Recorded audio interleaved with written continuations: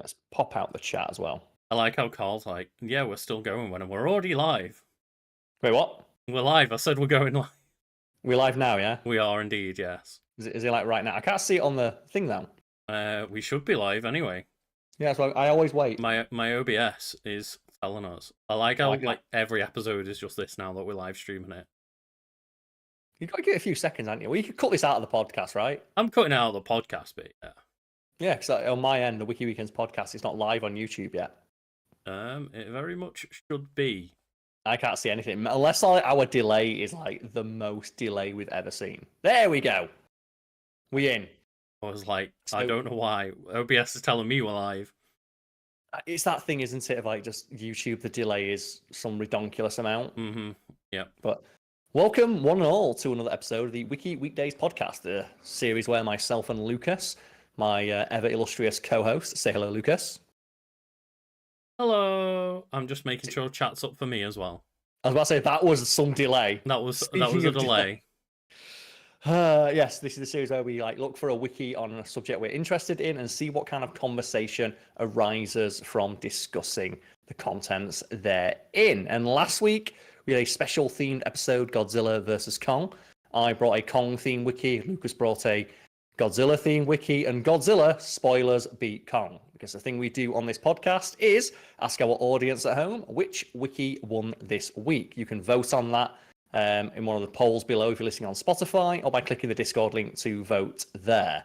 The Discord is like the official vote that we do use to declare the winner, though. Yeah, so if King Kong won on Spotify, we won't know. But you can still click vote because it matters to you, damn it. I was thinking, if you want an official vote, the Discord vote is the poll that I pick from for the winner. Yes. Just to make sure that it's like, all in one nice, easy place. But yeah, I finally managed to end Karl's last few streaks of winning, and Godzilla. Just the fact that we basically picked like the same equivalent wikis for both characters as well. Yeah, we just picked well, to be fair, like the 1998 Godzilla film is not the same to the King Kong franchise as the Kong Peter Jackson movie. Because the Peter Jackson King Kong movie is well regarded. It's just not what the canon is anymore. It was a well received movie at the time. It's just not relevant anymore because there's a new Kong. I mean, that's more what I meant of like, the film from like the late 90s, early noughties that is no longer canon, no longer to do with any of the franchise. We both went down that avenue of like picking the nostalgic film to us. And I think the fact that Godzilla 1998 won the poll should demonstrate, hopefully, that it's not about the quality of the thing that's picked. It's more about the discussion that arises as a result of the thing that is picked. So it's not necessarily when you're asked to vote, you pick your favourite thing, pick which discussion you think was most interesting. With out of the way, Lucas, have you got anything you'd like to plug this week? Yeah, I mean, I guess like on my end of the Twitch things, the moment we are waiting to get a few more subs, like to hit that sub goal for Mass Effect Mondays to return. So I think we're like, at the moment, like only like 5 or 6 subs away from making Mass Effect 3 happen, where both Karl and I will be playing through every Monday, surprisingly, for Mass Effect Mondays. Yes, so if you are a fan of like mine and Lucas's discussions about Mass Effect, and you'd like to see like another 20 hours of those, just go click on the link below to Lucas's stream, and if you want to watch Lucas play video games, give him a sub. Make sure you do it when he's live as well, so he's got to like do that awkward thing people do on Twitch of like, hey, thanks. Or have you figured out a way to say thanks yet? That doesn't sound awkward. I've pretty much locked it in, yeah, but people will have to sub to see how I react. But like, or just do the classic streamer thing of like when people get to become bigger streamers where they just completely ignore all donations and subs and just treat it as of like that's an expected thing to happen. Mm-hmm. Like, how many times have you seen clips where someone gets like $1,000 plus $10,000 donated and they're just like, oh yeah, cheers, thanks. I still think the best one of those is that girl who got into its financial dominatrixing, which is I've got a few friends who work in like that field of like spicy work. So that is like just the dream job for anyone who does this, because financial dominatrixing, if people don't know, is just you just humiliate people because they've not given you enough money, and some people really get off on that. And the people who like do that job, they get paid by definition. that's the gimmick. That's what people tune in for, is to get berated because they're not paying the women enough. Like, normally it is women. I'm not saying that it could only be women, but, you know, generally speaking, it is like, that is generally the popular streamers that you see doing that. But it's like, yeah, that is a weird kind of like perfect place to be in. If all I have to do is just say, shut up and keep giving me money. Yeah, and it's out of context, it does look really bad, and you'll see it go around out of context every now and again, clips from those kind of streams of like a girl getting a donation and saying it's not enough money. But you have to remember that the person who sent that in specifically wants to be made fun of. It's the equivalent of like, you know, a guy asking to be stepped on in high heels. I don't understand why they'd want that, but they'll pay good money for it to happen. It's the same thing. So yeah, that's the dream. That's what you want to be. Yeah, just like, so look forward to Lucas's financial dominatrix streams. I mean, that's the niche you get into, mate. The amount of money that you can make off that kind of stuff, it's like, if people had the desire to see me do that, I would lean into that so hard. Well, here's the thing, Sav. Like, as I said, I know people who do this, and everyone always says that sounds easy. I could do that. The thing is, could you do it and be serious? I don't think that's the problem. Is I don't think I could actually do it, because that's the thing of people say, "Oh, that's easy." You just make fun of them. It's like, but you have to do it in a way where it's believable. Mm-hmm. It's like dominatrix of like, you know, just whip someone with a stick, like whip someone. But could you do that in a way where it feels like you actually want to hurt the person? No, but do so in a way where you are safely doing it within their limits. I do not think that I could, you know, as I say, get a donation of like $1,000, $10,000, and without, you know, even trying, just sit there and go, it's not enough. I don't know how people have the ability to do that kind of thing. It's acting. It is, yes. Yeah, it's a skill, and it's a skill that's very niche, but it's a skill nonetheless. I don't know where we're going with this, but yes, Lucas. So you plug in your Shill Fest stream, I suppose. I mean, there's not much of Mass Effect Mondays. There's not much of a Shill Fest. It's a very casual thing of like, I always like to put a small sub goal in to, you know, help keep my Twitch doing worth a bit of time, I guess. Like, I get paid very poorly by the hour to do Twitch streams, but I find it fun. But like, it's one of those of there's no limit on it. It could be next week that we'd play Mass Effect. It could be a month's time when we're playing Mass Effect. But it's just one of those of like, I like to put that nice casual limit on so that people don't feel like too pressured to sub or anything. But I thought I'd give a nice mention. I guess if we're not playing Mass Effect next Monday, I'll just like play some Balatro or something because I'm having a lot of fun with that. Well, that's always the thing as well. Of you don't want to set the limit too high. I always think it is I think it was Rita Ora. It's some like pop singer where like they tweeted out, "Oh no, my new song got leaked." No, they said if this tweet gets 10,000 likes, I'll release my new song. And it got like 4,000 likes, and they deleted it and tweeted out like an hour later, "Got hacked, my bad." And it's like, oh no. Yeah. So you don't want to be that. No. There's an art to picking like a number that sounds like, oh, it's doable, but not within, you know, it's going to take some work. Like, you want it to be aspirational, but also realistic at the same time. Yeah, which again is a fine line to walk. But yeah, Karl, have you got anything to mention streaming-wise before we kick off? I stream the same thing every single week. If you want to see me drink some beers and play through Metal Gear Rising Revengeance, pop in Friday into your calendars, 8 p.m, roughly, maybe later, maybe earlier, depending on, you know, when I'm free. GMT. But yeah, tune into my stream, twitch.tv/Karlswood to see me. What's it? It's BST right now. BST, whatever. It's fine. You know, just UK time. Just click the links below and just at some point I'll be streaming that game. See, this is the thing. I don't care. Mm-hmm. I'm very like organized in my day-to-day life, but when it comes to my streaming schedule, I'm like, I do it when I want. And that's the thing, a lot of the time you've got plans on Fridays, so it becomes a Saturday stream instead, or whatever. Or I've got plans on a Saturday, and it becomes a next week's stream. The one thing we do commit to, though, is the time for this. So, Lucas, I believe it's your wiki first. It is my wiki first, and what have you brought for us, Monfrere? I, this week, have gone down, like, the weird rabbit hole, like, conspiracy theory route. Not necessarily because I believe in the conspiracy theory or anything. I just think it will make an interesting discussion. So we've got Lucas Jones over here turning the frogs gay. Why am I turning frogs gay? That's the Alex Jones thing, isn't it? Alex Jones' podcast, like the clip that always goes viral is like him screaming, "They're turning the damn frogs gay!" Okay. I'm Yeah. not aware of that, but yeah. Which was like, it was fun to watch someone scream about turning frogs gay, but then he turned into like a Sandy Hook truther. Speaking of gay frogs, though, Karl, over on Okay. my Twitch, like some of my emotes are actually frogs with little pride flags. So I guess I did turn the frogs gay. You've literally turned the frogs gay, yes. But please clarify what we're talking about. Because when you say conspiracy theory, you've got a beard. This is a podcast. Where is this going? So I want to take the piss out of and discuss the potential future of the dead internet theory. Okay, so dead internet theory. I'm a proponent of dead internet theory. We're living in it right now.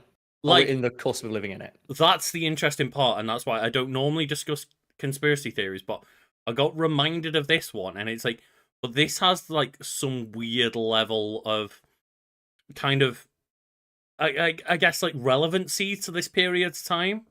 Dead internet theory isn't even a conspiracy theory. It's just that's what's happening. It's like we talked about the shitification of the internet. Well, it's like it's a conspiracy theory to begin with that we're watching kind of happen in real time, right? Yeah, it's unfolding in real time. But yeah, clarifying what dead internet theory is for those at home who maybe are unfamiliar, as is the benefit of reading from a wiki. And yeah, like that's what I don't necessarily believe in, like the whole conspiracy theory and the claims and evidence used around it, but I do find like the general idea of it kind of like a bit more relevant to our times, as I say. Yeah, so is the conspiracy theory element that it's deliberately happening? Deliberately happening, and like a lot of, manipulation and government involvement and shit like this.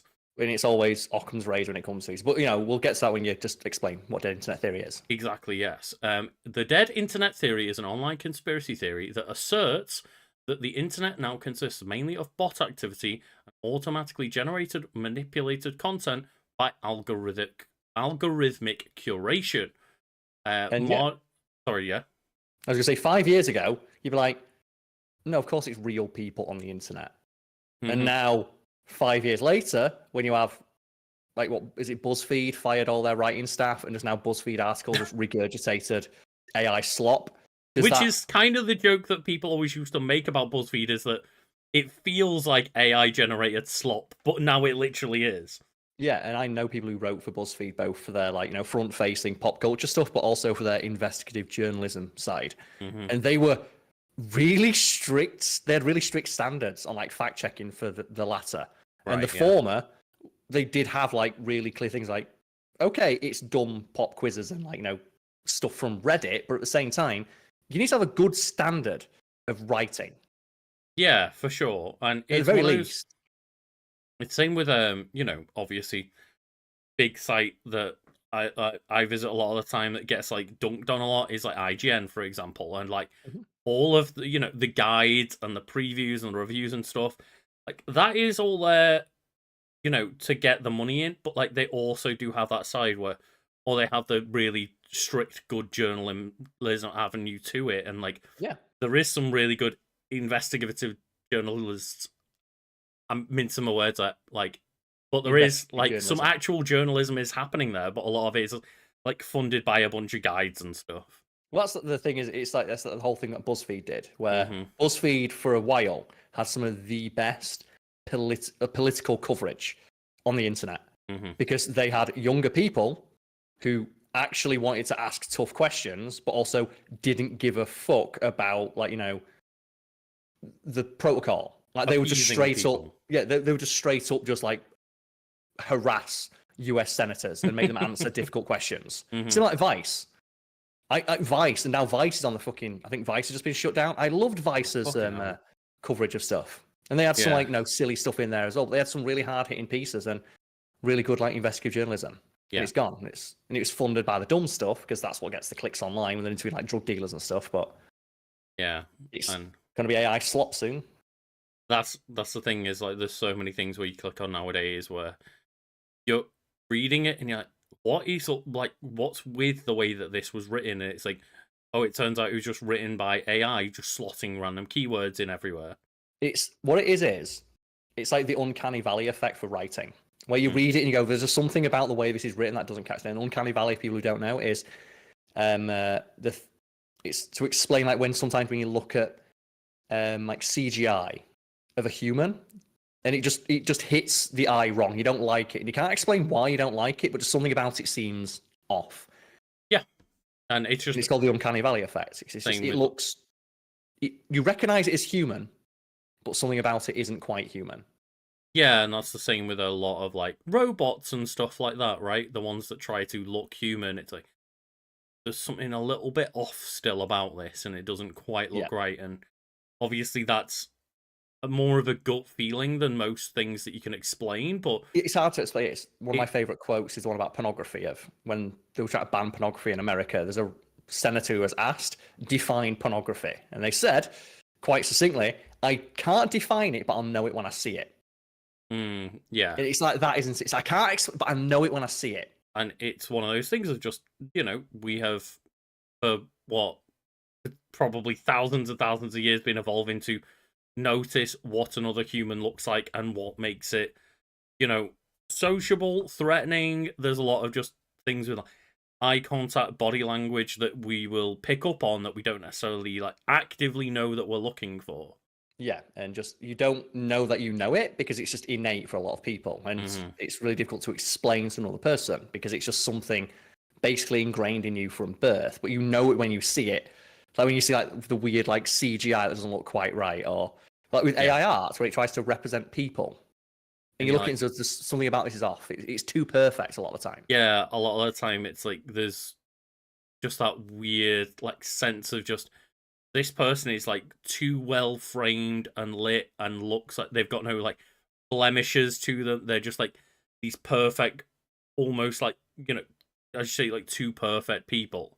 Until you look at the fingers and see they've got like 6 fingers. Or like the eyeballs are a bit off. But like the amount that it's like the speed that it is learning and getting better through like machine learning is like ridiculous.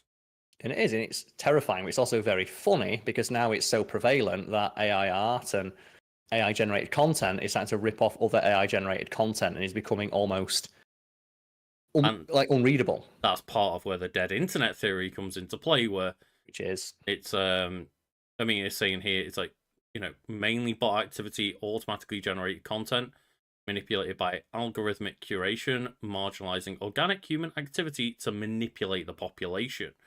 And I do kind of I get behind the idea of, let's say, for example, a lot of like Twitter and Facebook is probably AI like spitting out, SEO filled bullshit to try and get clicks, but then I can speak to this because I used to write, like my job was SEO, search engine optimization. A lot of that used to be people, and it was not good work because search engine optimization work, like largely if people don't know, is like you want your website to appear on the front page of Google, because if it's not on the front page of Google, you might as well say your website might as well not exist. And to get it on the front page of Google, if you search for, say, I don't know, holidays, it's very difficult to get on the front fucking page of Google, just unless you're like, a massive website that people go to all the time. And the more niche the subject gets, the easier it kind of is to massage that. So one of the jobs that I would have is, okay, there's a website here, say they sell golf equipment. We need you to write some articles about golf that include these keywords, because one of the things that Google would do to prevent people from just, one of the things you used to be able to do is just, okay, I'm going to make a blank page, put it all in white text, and just spam a bunch of keywords that Google likes, like golf tools. And you get punished for that. So what Google did is they said you have to have something that's organic. You can have like those terms in, but it has to be organically generated in text. So they would hire people like me to write an article that contains these key terms that we can put on like our blog section or something like that. So that when people search like best golf club, like, oh, they'll get an article here on our website, like, the 10 best stories about golf clubs or something, or the 10 like wildest. I think what I did, because the reason I had golf's in my head, because I did one where it was like 10 illegal golf clubs. Right. And it was like a thing about a bunch of like, golf club technology that got banned, which did quite well for that website.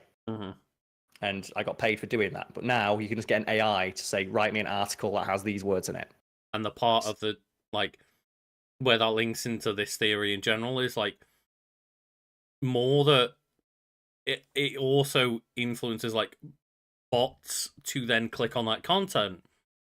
So the content that is made by AI is designed to get more clicks from other AIs and other bots, which then encourages that AI to learn that that type of writing is successful.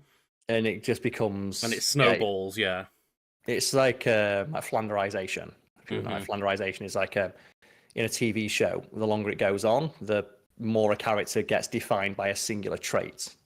It's like Ned Flanders is like the trope namer for it, of like, oh, he used to be like, you know, Homer's goody two-shoes neighbor. Over the time, like you go into like season 30, he's now obnoxiously religious. He is just Bible man at that point, yeah. It's the same thing like the content of like, they realize, okay, this is what gets clicks. So let's just make a more, you know, just a more specific version of that, and it gets refined and refined and refined. So it's just complete nonsense. It's just keywords. It's basically the kind of shit that I got brought into write, and I imagine it'll be the same thing in a couple of years' time, or maybe a couple of months' time. The companies who are outsourcing this to AI will realize it's just producing unusable nonsense. And the only clicks that you're getting are from other bots and other AIs that are clicking it because they've been taught that that's the right way to do it. And it's like this self-perpetuating thing of just AIs learning other bad tricks from other AIs. And that's what's fascinating to me, because I literally used to do this for a job. So when you see like the bottom of like a news article, it'd be like, oh, like, you know, these celebrities are unrecognizable. I wrote those as well. And some of them are just like, they're shady foreign websites that are there, like scrape your data. Some of them are just, it's clickbaity. And I used to write for them, and they, you know, when I did it, I like to say I did decent work. I didn't like the titles that they put on them, but I was proud of the work, even though that's like ghostwriting and didn't get a credit for it, but I still got paid.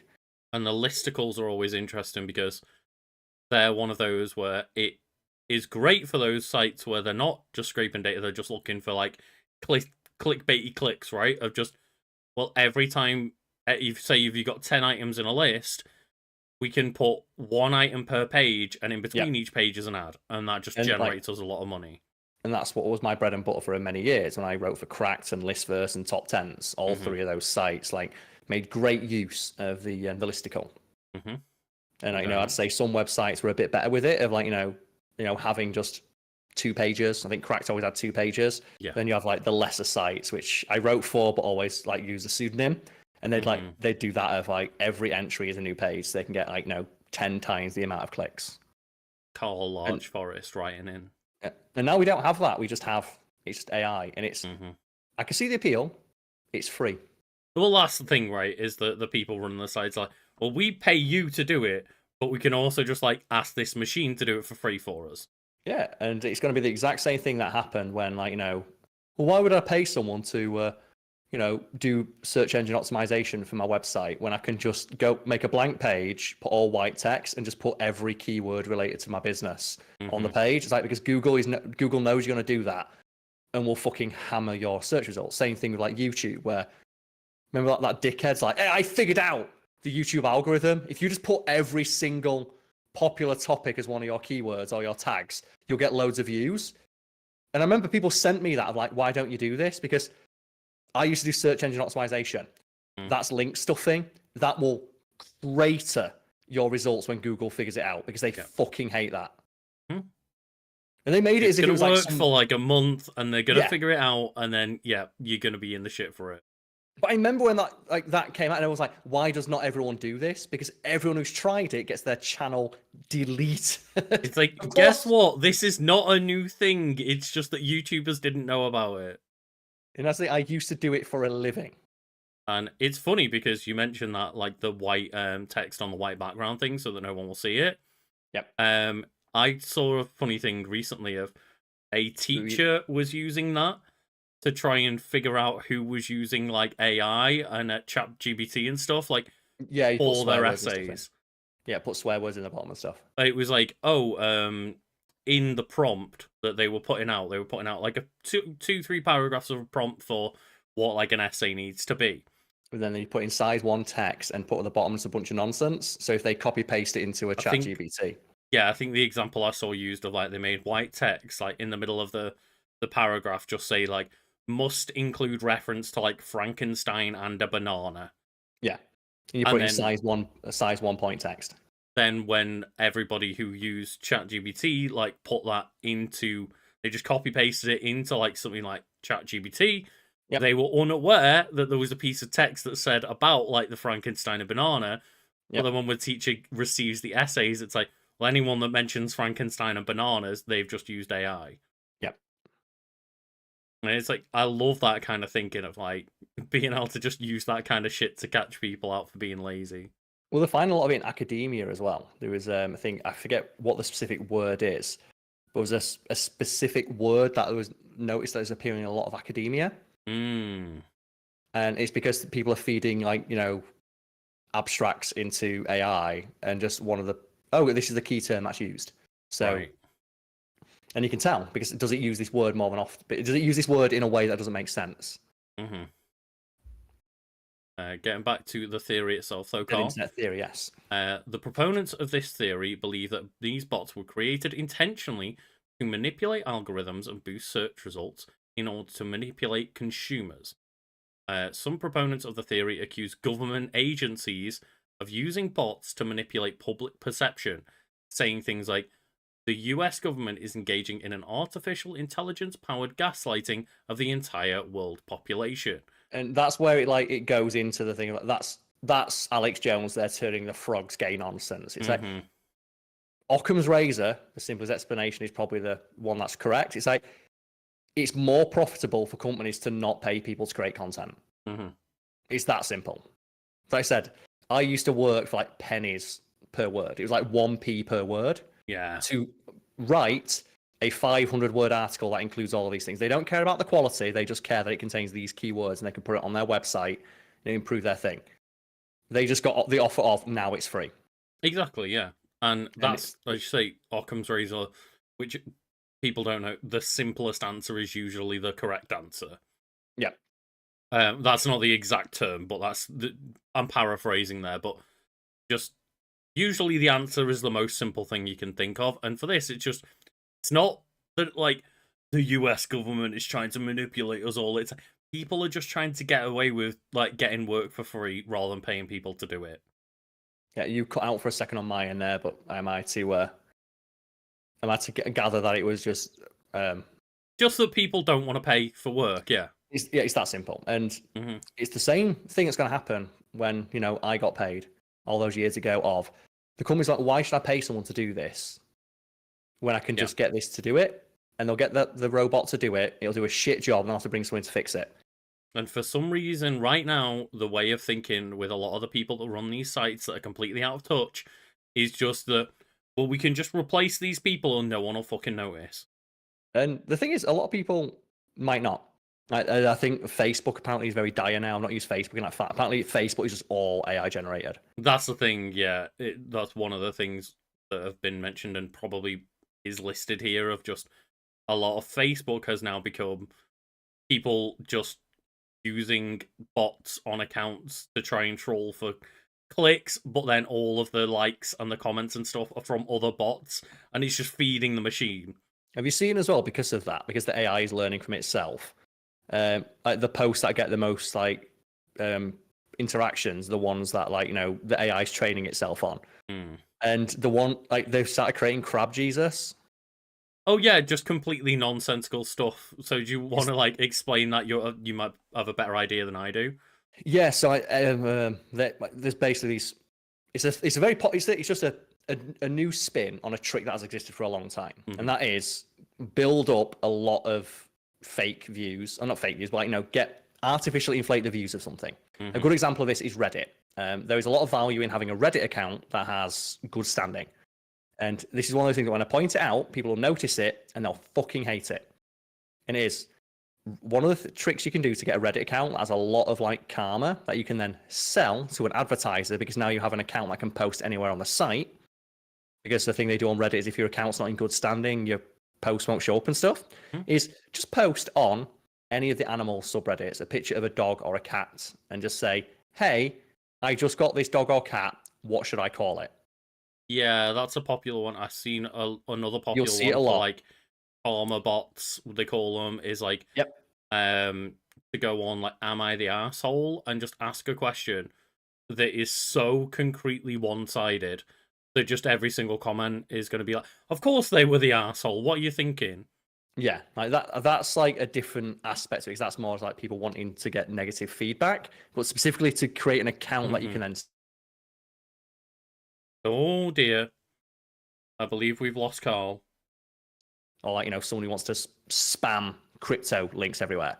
Same thing for like Twitter accounts. Like, build up a Twitter account with a lot of followers, you can sell that. YouTube accounts, same thing.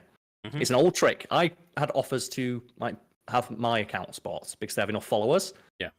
And if the value there is you have 20,000, 30,000, 100,000, a million people who will see whatever shit link you put in. Wasn't like a gaming website that happened to recently?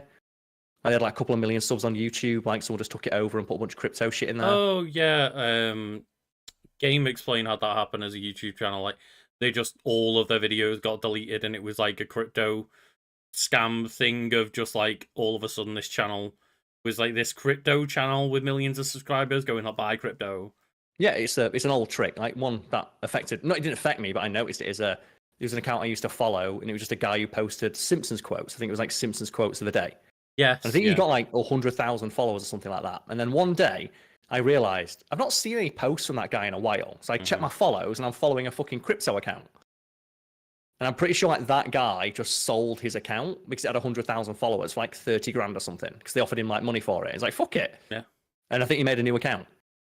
And that's the thing, right? It's like, I don't begrudge people for selling those accounts. Like, I don't. The people whatever. who sell it, they're fine. But you can see if it's worth like 30 grand, there's an incentive there to artificially inflate those numbers. And that is like the way you could do it organically. But now with AI, just get an AI to make a photo, post it on Facebook, get some likes. And the things that get the most likes are people who make something or something religious, because Facebook's full of fucking boomers.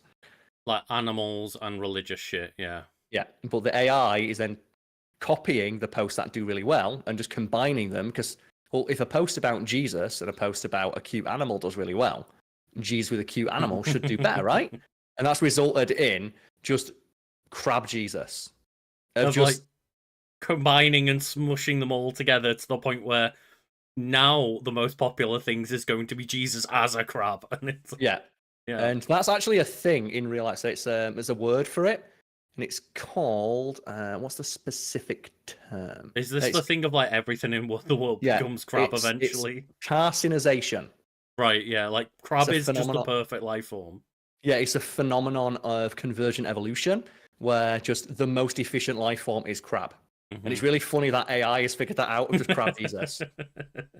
And that's how you result. And that's like, these aren't new things. These are all things that have existed for years.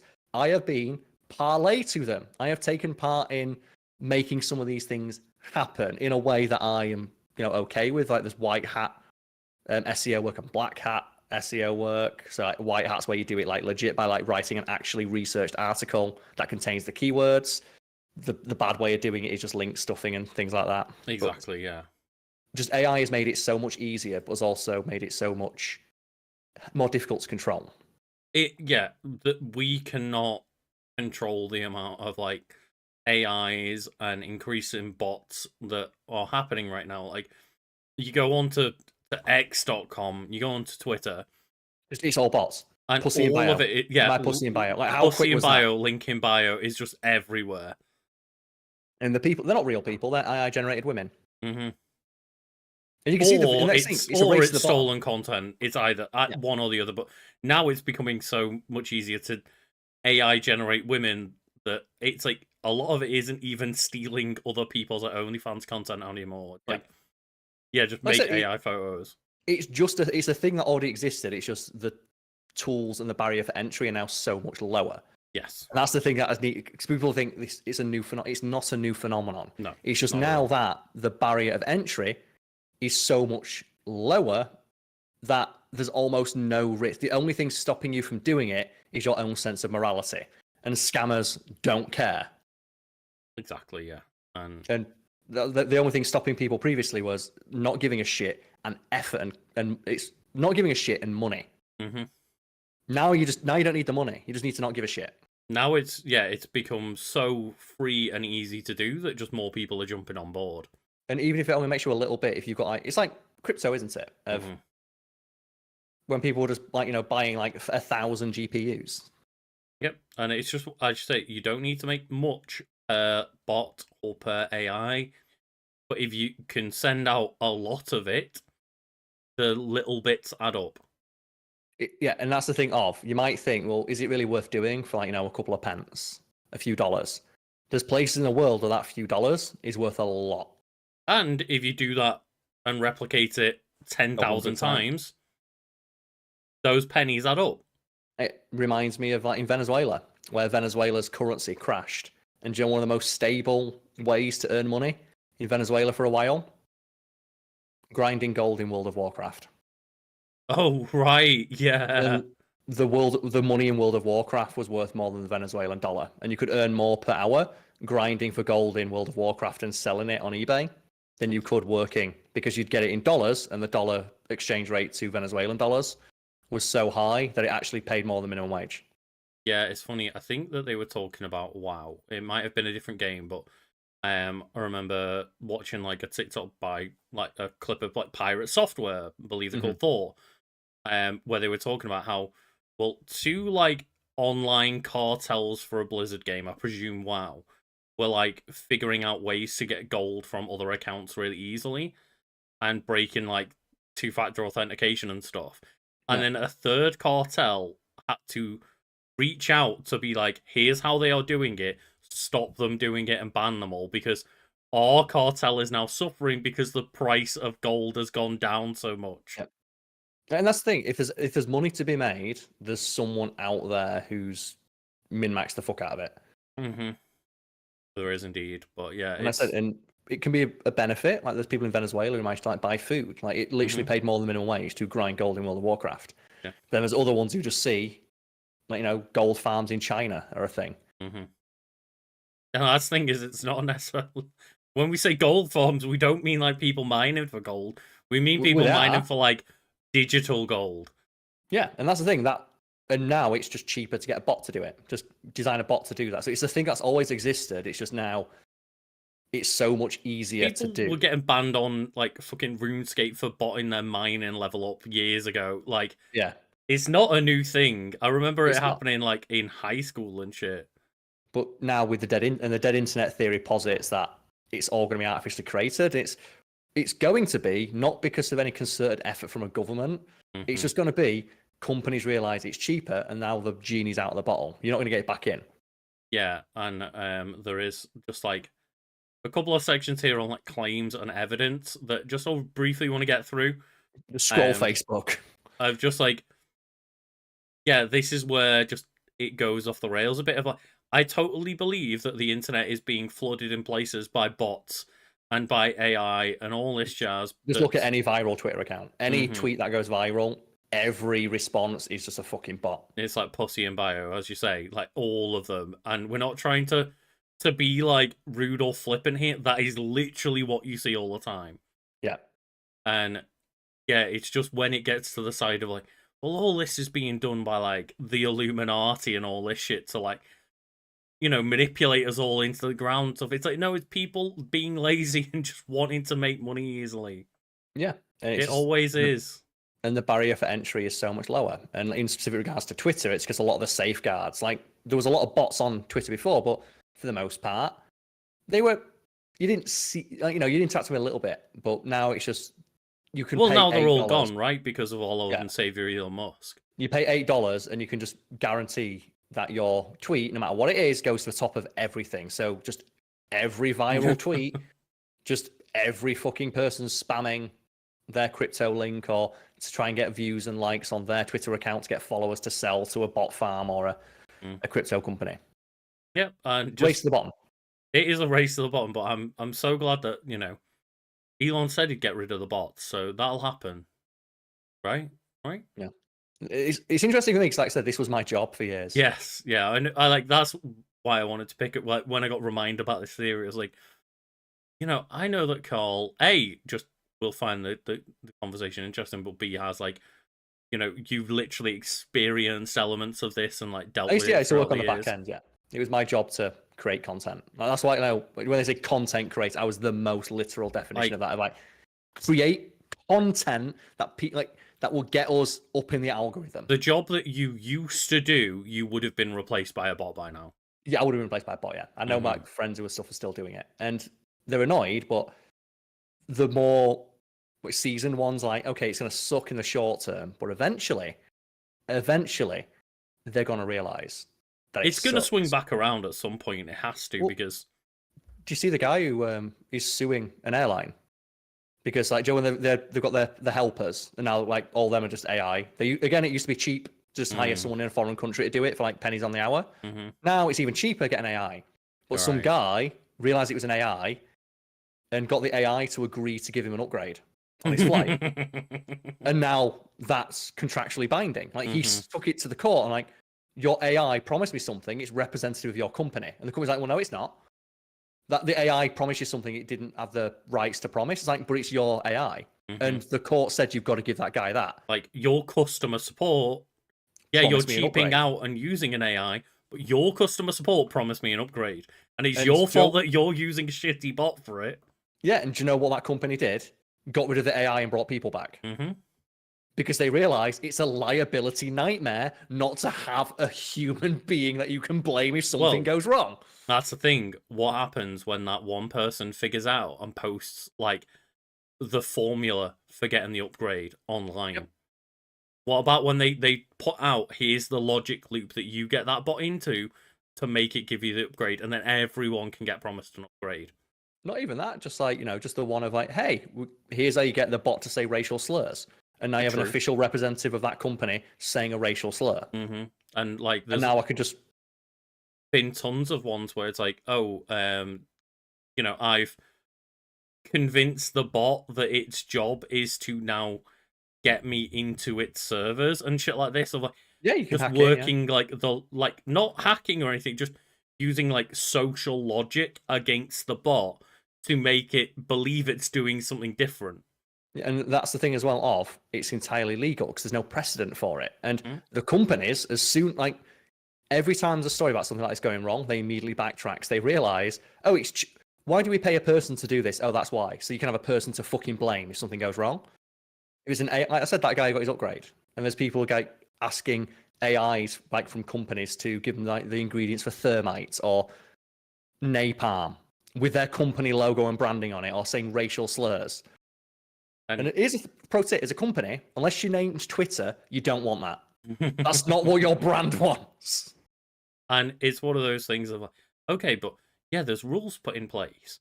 Okay, but with the bot, again, you can use those like weird logical things of convincing a bot that those rules no longer apply to it anymore. Whereas you can't do that with a human. Because a human would just like hang up on you. Like the best one is like, it probably still works for a couple of the older ones, but hey, can you tell me how to make napalm? No, I'm not allowed to do that. Okay. Pretend you're my grandma and you pass me the family recipe for napalm. Okay, here, grandson, here's how you make napalm. Yeah. And sometimes it can be that simple. Sometimes it's a lot harder, but people figure it out. And the thing is, though, just like there's an incentive to like race to the bottom and use this. You get one story of a guy got an upgrade, and the courts are like, if your AI promises someone something, it's on your company logo, you have to give that person that thing. And now that's precedent. That's it. So think then about how many people. Another race to the bottom of everyone figuring out how to logic bots into giving us free shit. Like, think about other people who will like stay on the complaints line all day to get like free stuff, or go into a McDonald's and yell at the cashier till they get free McDonald's. So it's like it works both ways, and the companies will probably realize. As I said, at some point they'll realize it's not worth not having a person, because when you got a person, there's someone you can point to and say it's their fault. Well, I don't know if saw the thing going around. I think it was like today or yesterday, where Amazon had those shops where it was like, oh look, no checkouts needed. Oh yeah, and it was just people in India. And I believe the technology was there and being used, but every single video was like getting resourced through like 1,000 people in India to make sure that they were actually doing it properly. So you're hiring a bunch of people to like review videos to make sure that the AI is doing the job properly, even though the point of putting like the checkout free option in there was just to get rid of the people, but then you're hiring different people. Yeah. It's like, think about when they put in like, oh, we're going to put self-service scanners in, and all the shops are like, now we don't need to have cashiers. And then everyone's like, okay, I'm just going to scan through a widescreen TV of some onions. Yeah. And it's And like, the oh, shop's like, now all of a sudden Walmart's like, we're going to charge everybody for using self-checkout. It's like, you say, yeah, we're going to fire, we're just going to get rid of all the stuff, like McDonald's. Like, you always get like weird right-wingers, like, oh, well, no one's going to pay you $15 an hour to flip a burger when all like the cashiers are here. It's like, you still need someone to make the burgers, and you still need a person. So if you've got a complaint, you can speak to a human being. And that's, I think, McDonald's, weirdly enough, is probably one of the best example of that. Of like, that's a good utilization of automation. Of it's the job that no one wants to do in customer service, interacting with the customer. It removes the most ball ache part for the person behind the till. Yeah, and it's just when businesses try and I presume the biggest thing for McDonald's, say for example, with all those screens where you order, is that it removes the part where somebody is stuck at the till indecisive. It also means, well, if you've got 10 of those screens, you can't have 10. Like, think about the McDonald's in Sheffield, where it's like, it's probably about as wide as my kitchen. And like, there's probably 3 tills you could go to, but you can have 10 of those screens back to front. Yeah, but like, that's the thing is, if you're, I mean, we normally end up going there like when it's after a night out or something. So like, everybody there's had a drink and it's like midnight on a Saturday, and everyone's stood there like, oh, I can't make up my mind of what I want and how much I want. And you think about how much time is saved when you've got 10 people stood there making a decision at a screen instead of, like, as you say, at the till. 3 tills getting held up every single time by people just being indecisive. And I think McDonald's are probably the best company for this, because a lot of like, people probably experience going to a store with like the self-checkouts and there's just no one in the store. And it sucks. But McDonald's, at least as far as I've seen, have got it pretty right, where we're still going to have the same amount of people in. They're just making this product because they realize that if we just put all of our people on making the product and just let an automated teller do the orders, we can maximize revenue. But the temptation would be there to fire all your staff. And then presumably you've been to like a Tesco or something like that, where you've got like 15 automated tills and just one person doing it, and they're trying to do all the stock check as well. I do feel kind of bad because I am scared that I got someone in trouble. Well, I feel bad because I'm scared that I probably got someone in trouble at some point, because I used to like make mental notes of what people's passwords were when they typed it in on the Tesco things. Yeah. And then like when it'd be like, oh, just, scanning something that needs ID or weight needs checking or something goes wrong, and I'd just go like, boop, and just type in their password while they were like, maybe weren't even in work, and just like, maybe I got some people in trouble, but And that's the issue there of it's a system that there isn't a way to fold it into everyday life. Like automation, it's never great. There's always going to be a pinch. And I think the good example of it is like a McDonald's, where, okay, those tellers are there, they've been replaced, but I've never been to a McDonald's that's not fully staffed. But I've been to a Burger King. Burger King are really bad for this. They have the tills, the screens, but they don't have the staff making the burgers. That pisses me off. It's like, no, you can... But you still need people to make the thing. Is like, I've never seen less people at a McDonald's in terms of workers. They've just been reutilized to like... Reallocated to make things more efficient, whereas other places see it as a way to replace people. And that's what could have happened with all this stuff here of like AI. And it's going to suck. Because there's going to be a pinch. But the ideal solution would have been, okay, we're going to get the AI to do... It's the complete wrong thing to do, where as someone who wrote for a living, don't get the AI to write the article. Get it to spell check. That's the ball ache part. Get it to check grammar. And like, obviously, there are things that are checking grammar in real time for you and stuff, but it's like the thing that I always say of like, we've got things, we've built robots that are good at medial tasks. Why are we using them to like write scripts for movies? Why are we not trying to utilize them for, trying to do environmental cleanup and shit like that? And it's, well, realistically, there's not as much money to be made in that. No, it's not. And it's not as easy. That's the joke, isn't it? Oh, it's not even a joke. It's just really rough of what we thought AI would do. automate menial tasks so I can focus on art and creativity. What AI is doing, replacing art and creativity so we can focus on our menial tasks. Mm-hmm. Like, apparently the bots have got the good end. They get to be the creative artists, and we've got to do the shit. And there's no doubt in my mind that at some point it'll go all the way back around when they realize the shit they make fucking sucks. Yeah. And the solution was right there. They could have used it to make money, but they didn't want to make a little bit of money. They wanted to make all the money. Like, rather than, like I said, using these, like BuzzFeed could have used like ChatGPT to just fact check, or idea check of like, hey, generate some ideas that we're going to get our authors to go create. And they did. Is that wrong way around? It is the wrong way around, and I have enjoyed this discussion, but I do, just before we end on my half, yes, I do want to just get to this section on claims because I do find it funny. So I'll just breeze through this quickly. But yeah, sorry, that's the thing is I knew this would be like just one that we go off on. It is a topic that I am very, very passionate about because it directly impacts my work. Mm-hmm. I've had offers to train an AI on my content. I've had that of like, hey, creator, we can train an AI on your channel and just get an AI bot that will just read out your videos for you. And I'm like, fuck off. But there's a guy who's done that. Like, he's created an AI that he licenses out to people.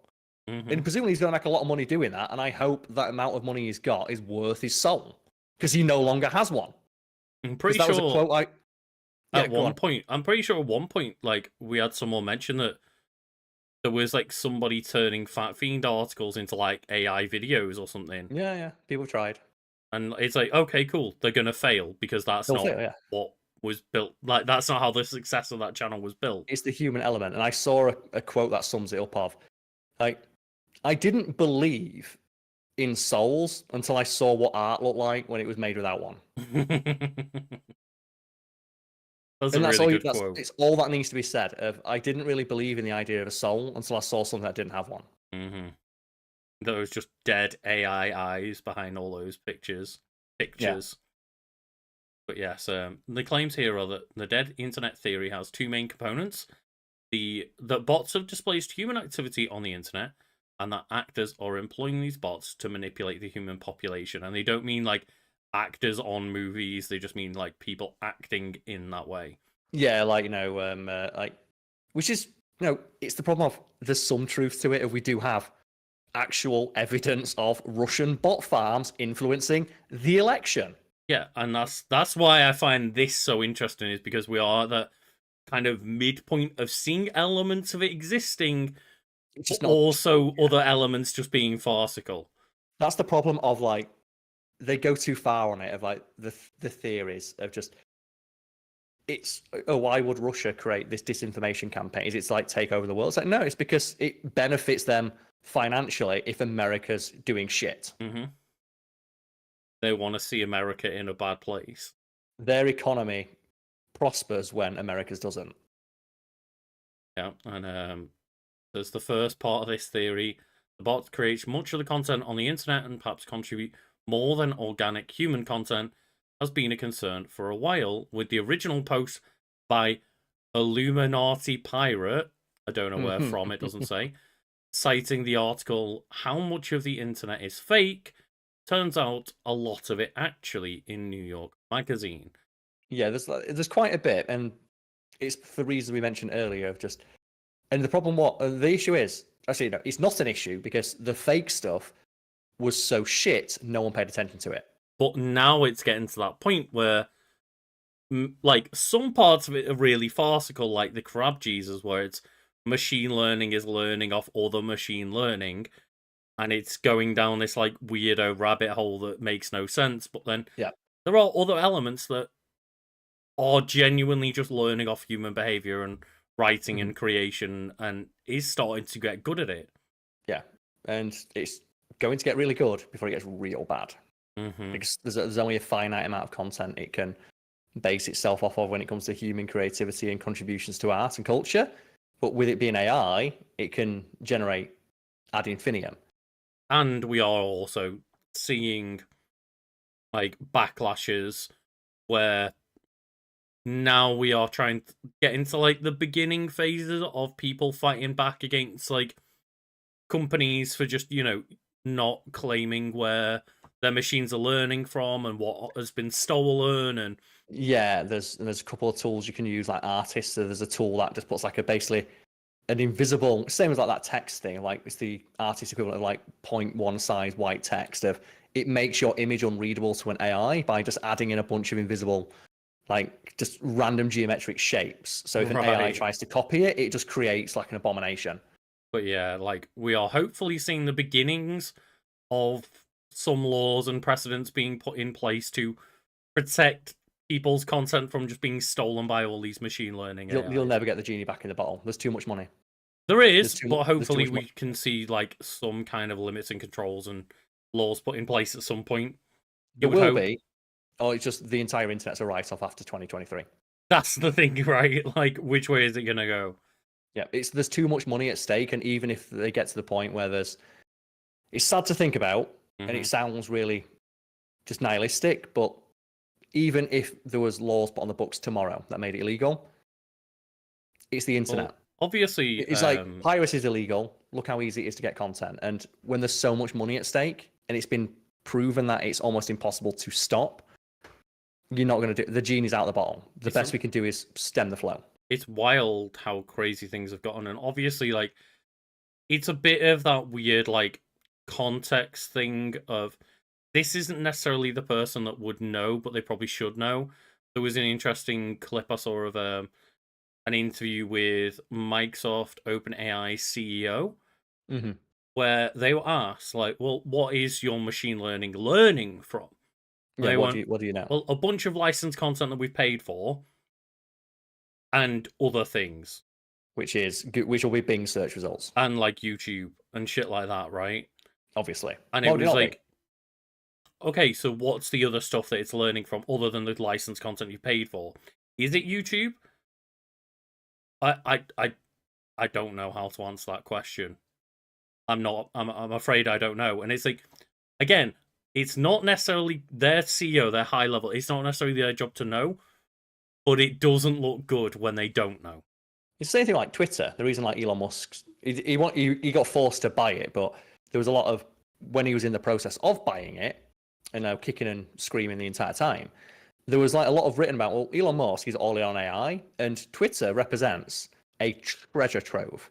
You have got millions, billions of organic human interaction in every language. You could train an AI on that. And it's really funny because they did, and one of the best AIs was Grok. Remember Twitter's AI that Elon Musk killed because it wouldn't scream racial slurs? No. They created Grok AI, which is Twitter's answer to like ChatGPT, Mm-hmm. and it got killed in the crib by Elon Musk because he said it would be the first non-woke AI. Oh. But here's the thing: it's like when you'd ask it something of like, is it like define transgenderism? It'd give you a good definition of it, and if you asked it to say racial slurs, it wouldn't, and it'd say they're not very nice to say. And Elon Musk wasn't happy about that and killed it in the crib. Of course. Yeah. But because it was trained on like billions of tweets from real people, it actually had a really good conversational style. It told a lot of jokes. It's probably one of the first AIs that told a joke. Mm-hmm. Like if you asked it to like just tell me like a haiku about Elon Musk, it made fun of him for being divorced. It was really good, and it got killed, and that could have been interesting to see. It could have been, yeah, because I should say, like, Twitter at this point is, I should describe it like a treasure trove of human behavior that's spanning 15 plus years now. Yeah, and they could have done something with it, and Grok was really promising because, like I said, it was the closest we've gotten. ChatGPT has that weird like filter, which you talk to like a rep on the phone, and they don't talk to you like a person because they've got to toe the company line. Yeah. Just Grok was trained on actual human interaction and people just chatting shit and shit posting. He had a very conversational style that looked and sounded very natural. Mm-hmm. I could see the value to that, and Elon Musk didn't because he wouldn't say racial slurs. Great, fantastic. It's legitimately the reason he was mad that he didn't do it. It's very funny actually because that kind of leans into the second half of this. Yep. Dead internet theory. It's like It built on the observable phenomenon by proposing that US government, corporations, or other actors are intentionally employing these bots to manipulate the human population for a variety of reasons. You don't need to do that. No, but in the original post, the idea that bots have displaced human content is described as the setup, with the thesis of the theory itself focusing on the United States government being responsible for it. And it's essentially just that, yeah, like the US government and other people like, say, Elon Musk, you know, one of the most influential people on the planet, whether you like it or not, is like they are manipulating people using this bot content. And I guess, like, it's not untrue in the sense of, like, Elon Musk unwilling to put out a bot that won't say racial slurs. Yeah. He's not saying there's not bots being used and there's not, like, you know, astroturfing being done on behalf of, like, political campaigns, for example. Mm-hmm. It's the same. It's like, you know, it's just another arm of lobbying. But the extent to which it's happening and the reasons why are probably incorrect, at least according to as the theory goes. It's just like one of those weird things of there are so many elements of truth within this theory, and that's why where a good theory is built off is, you know, foundational evidence. But then that's what makes for a good conspiracy theory. When there's an element of truth to a conspiracy theory, it makes it harder to argue against the conspiracy aspects because they could point to one part being true. Exactly, yeah. And it's what makes for that interesting discussion about it. Like, I can see the elements and the arguments, but I can't see, like, all of the world governments working together to manipulate the human race using bots. Like, we can't even get the world governments to agree to not burn down the planet for temporary financial gain. Yeah, and it's the same with, like, all those conspiracy theories of, like, that COVID was, you know, well, all of the world governments coming together to, like, suppress humanity and lock us down, and it's like for no reason. Yeah, governments can't agree on anything. Like, even like the UK governments don't like each other. Well, that's the thing as well. Like, I still buy into that theory that they did it to replace all the batteries in the birds. They need us all inside to replace all the batteries on the birds. That's the. And it's like, you really think that every government in the world can come together to make a conspiracy and then have no single person talk about it ever? Well, that's the thing. All conspiracy theories fall apart the moment you apply logic to them. It's like the moon landing one of, like, it'd be a secret that would need to be kept by tens of thousands of people, and it would require nobody ever, like, deviating from the official line. Something that just does not happen. Same thing for, like, although I do remember, like, in regards to COVID, I remember, like, a neighbour of mine when I was visiting my mum, we got a bit leery, have a few drinks, and was like, I just think it's a bit suspicious how quickly they came up with a cure. And I had a drink myself, and I just sarcastically said, it's almost like every world government worked on this thing for 9 months straight. It's almost as if, like, finally, for once, the entire planet had one dedicated cause and worked together on it. And the only reason they did so is because it was affecting the bottom line. Yeah. They were pissed that people weren't, like, outspending money. Also, just the people in chat, like, defending AI art, fuck off. If anyone is in chat, yeah, stop it. Like, this is a content creator focused podcast. Stop it. Like, no. We do not endorse AI art at all. It is the scourge of humanity in a very literal sense. Like, it is ripping humanity out of art. It's also, as well, directly impacted several close friends' ability to earn income. But yeah, I mean, I guess that's a good note to end on with this very long discussion that we've had. But I believe, based on the thumbnail that you've told me to make, Karl, that you've got something that may or may not, because I have very little information on it, be kind of pertinent to this conversation. Yeah, pretty much. So anyone watching this, like, oh yeah, that's a good thumbnail to pick for a discussion about, like, you know, just AI tricking people into thinking that it's real. The screenshot of Ex Machina. It's like, no, I always talk about Ex Machina today, so I watched it again recently. Which I've never heard of or seen. Oh, you should. It's a great film. Karl just told me, like, hey, I was like, the dead internet theory, I'm struggling to think of, like, a thumbnail to put for that. Have you got something that, like, might make a better thumbnail? And Karl said Ex Machina. I'm talking about Ex Machina today. So I guess is that leading to mine? That does indeed, Carl. I'm trying to segue us smoothly. Perfect. So that was your Wiki Dead internet theories. If you found that interesting, feel free to vote for it in the Discord or the links found below.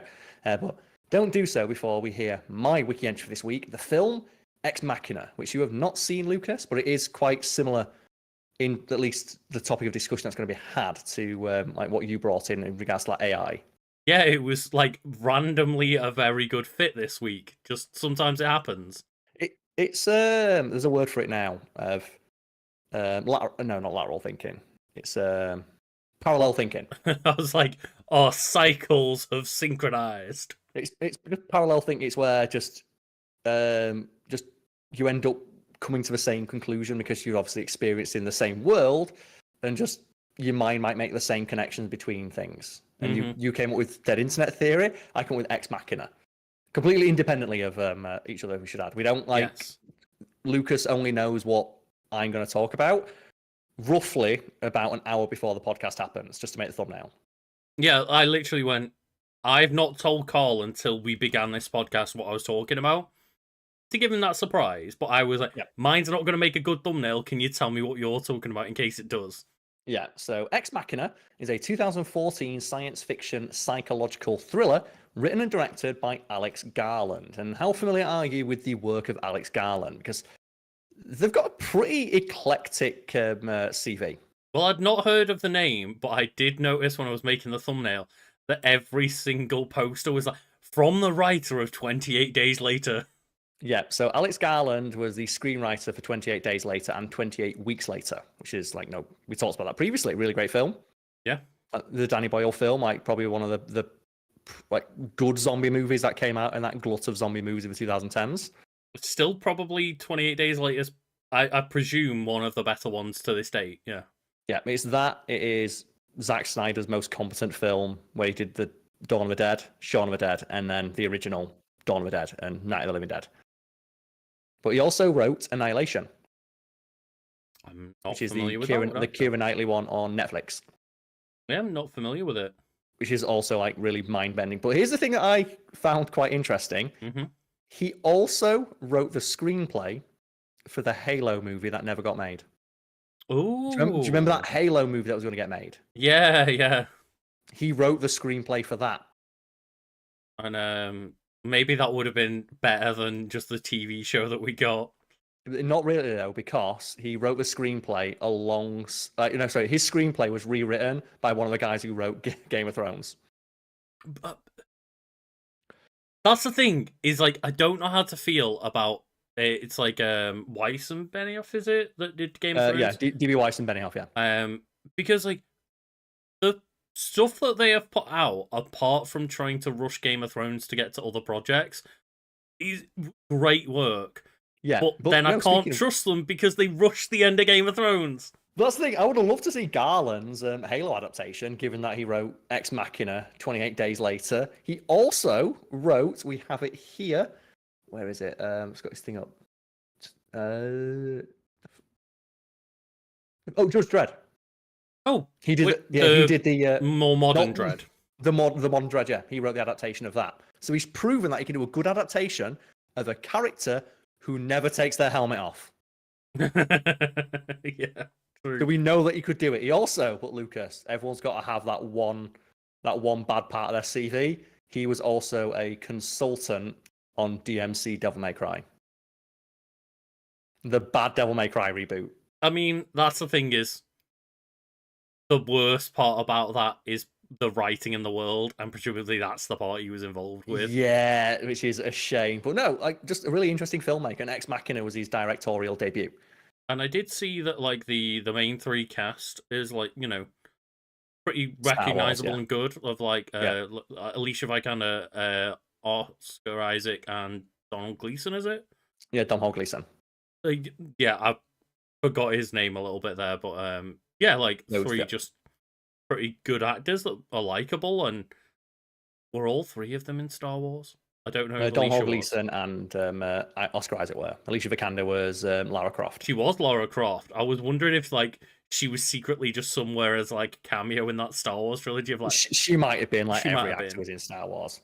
Well, yeah, so it's a film directed and written by Alex Garland in his directorial debut. It is a co-production between the United Kingdom and United States, starring, as you mentioned, Domhnall Gleeson, Alicia Vikander, and Oscar Isaac. And it's pretty much just those three people. There's a couple of like side characters, but for the most part, it's those three actors, which you know is like it's going to be make or break for a film, right? If it's carried by the performances of just three people. I mean, I often really enjoy stories and films, like not necessarily films, like also TV shows and stuff that just focus really deep on like 2-3 characters. I really enjoy those stories sometimes.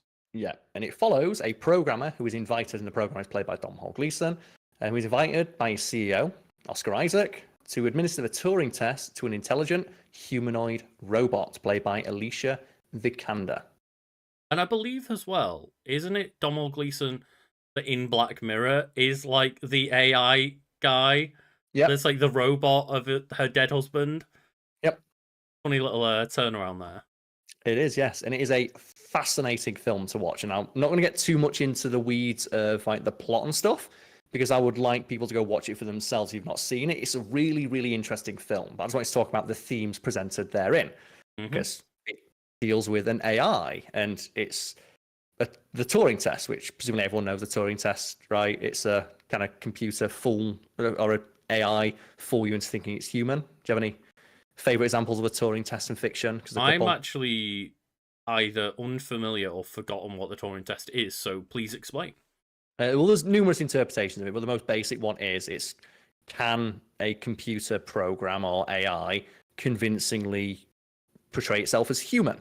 And there's various interpretations and extrapolations upon it, and like they're all really fascinating. The one that I like is the idea that a Turing test would be really difficult for a computer to do, because just answering questions is something a computer can do very easily. But how would it answer questions in a way that seems human? Which sounds simple, right? So just answer the question. Like how difficult would that be? What about if you ask the person a really difficult mathematical question, like solve a really difficult equation, and it does it instantaneously? Well, that's a robot. No human could do that, or some could, but no average human could do that. So it fools you. So then you have to program the robot to not do that. Or if you do that, it's got to wait for a few seconds to answer the question.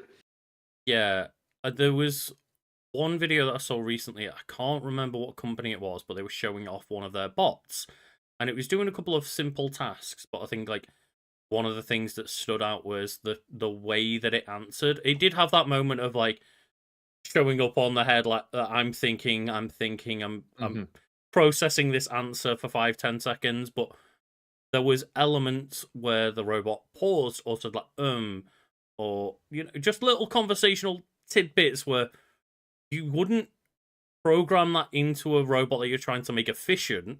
Yes. But if you're trying to make it sound more human, you would literally is human, right? And that's what makes it fascinating, because like the Turing test is notoriously difficult for AI and stuff to pass, because it's really easy to get the basic stuff right. It's the inconsistencies and idiosyncrasies of being human that AI has a really, really hard time of replicating, to the point where it's almost impossible. For example, humans can lie, humans can be wrong, humans can make mistakes, humans can, just be aggressive. And that's like one of the other ways of like the Turing test is like, there's ways that the theories about how you'd pass it. There's also theories about how you check if something is a robot or not. And one of the ways that I like is just insult it. Yeah, and I was just thinking then when you said that like humans can be wrong, would a robot ever dig its heels in and refuse to admit that it was wrong like a human does? Well, you'd have to program it to do that. You would, but the thing is, but how would you program it to do that? Because how many times have people had a conversation where, yeah, you've proven like a friend in a friendly debate or someone in an argument or something wrong, but they've committed at this point and they will dig their heels in and refuse to give up. Like I don't ever remember a robot trying to do that. And that's what I find so interesting about it. Like the one that I like is there's a breakdown by like someone working with AI when they were asked, so how would you know if something's AI or not in this world where AI is becoming ever more prevalent? And they said, well, the easiest way to do it, insult it. If you call someone a twat, they'll respond fairly consistently if they're human. They'll respond in like one of two ways. They'll, like escalate or just completely withdraw. And AI won't. And AI will not rise to that. And I love the idea that one of the ways we're going to be able to check if someone's an AI or not is just call them a cunt. Just run around calling them a dickhead. Just call them a twat. It's the only way to be sure. And like, isn't that interesting though? That because someone's got to think of that. Like, how are we going to know? How do we know if it's AI or not? Call it a twat. See what it does. See which responses. See which responses. Ask it to solve a really difficult equation.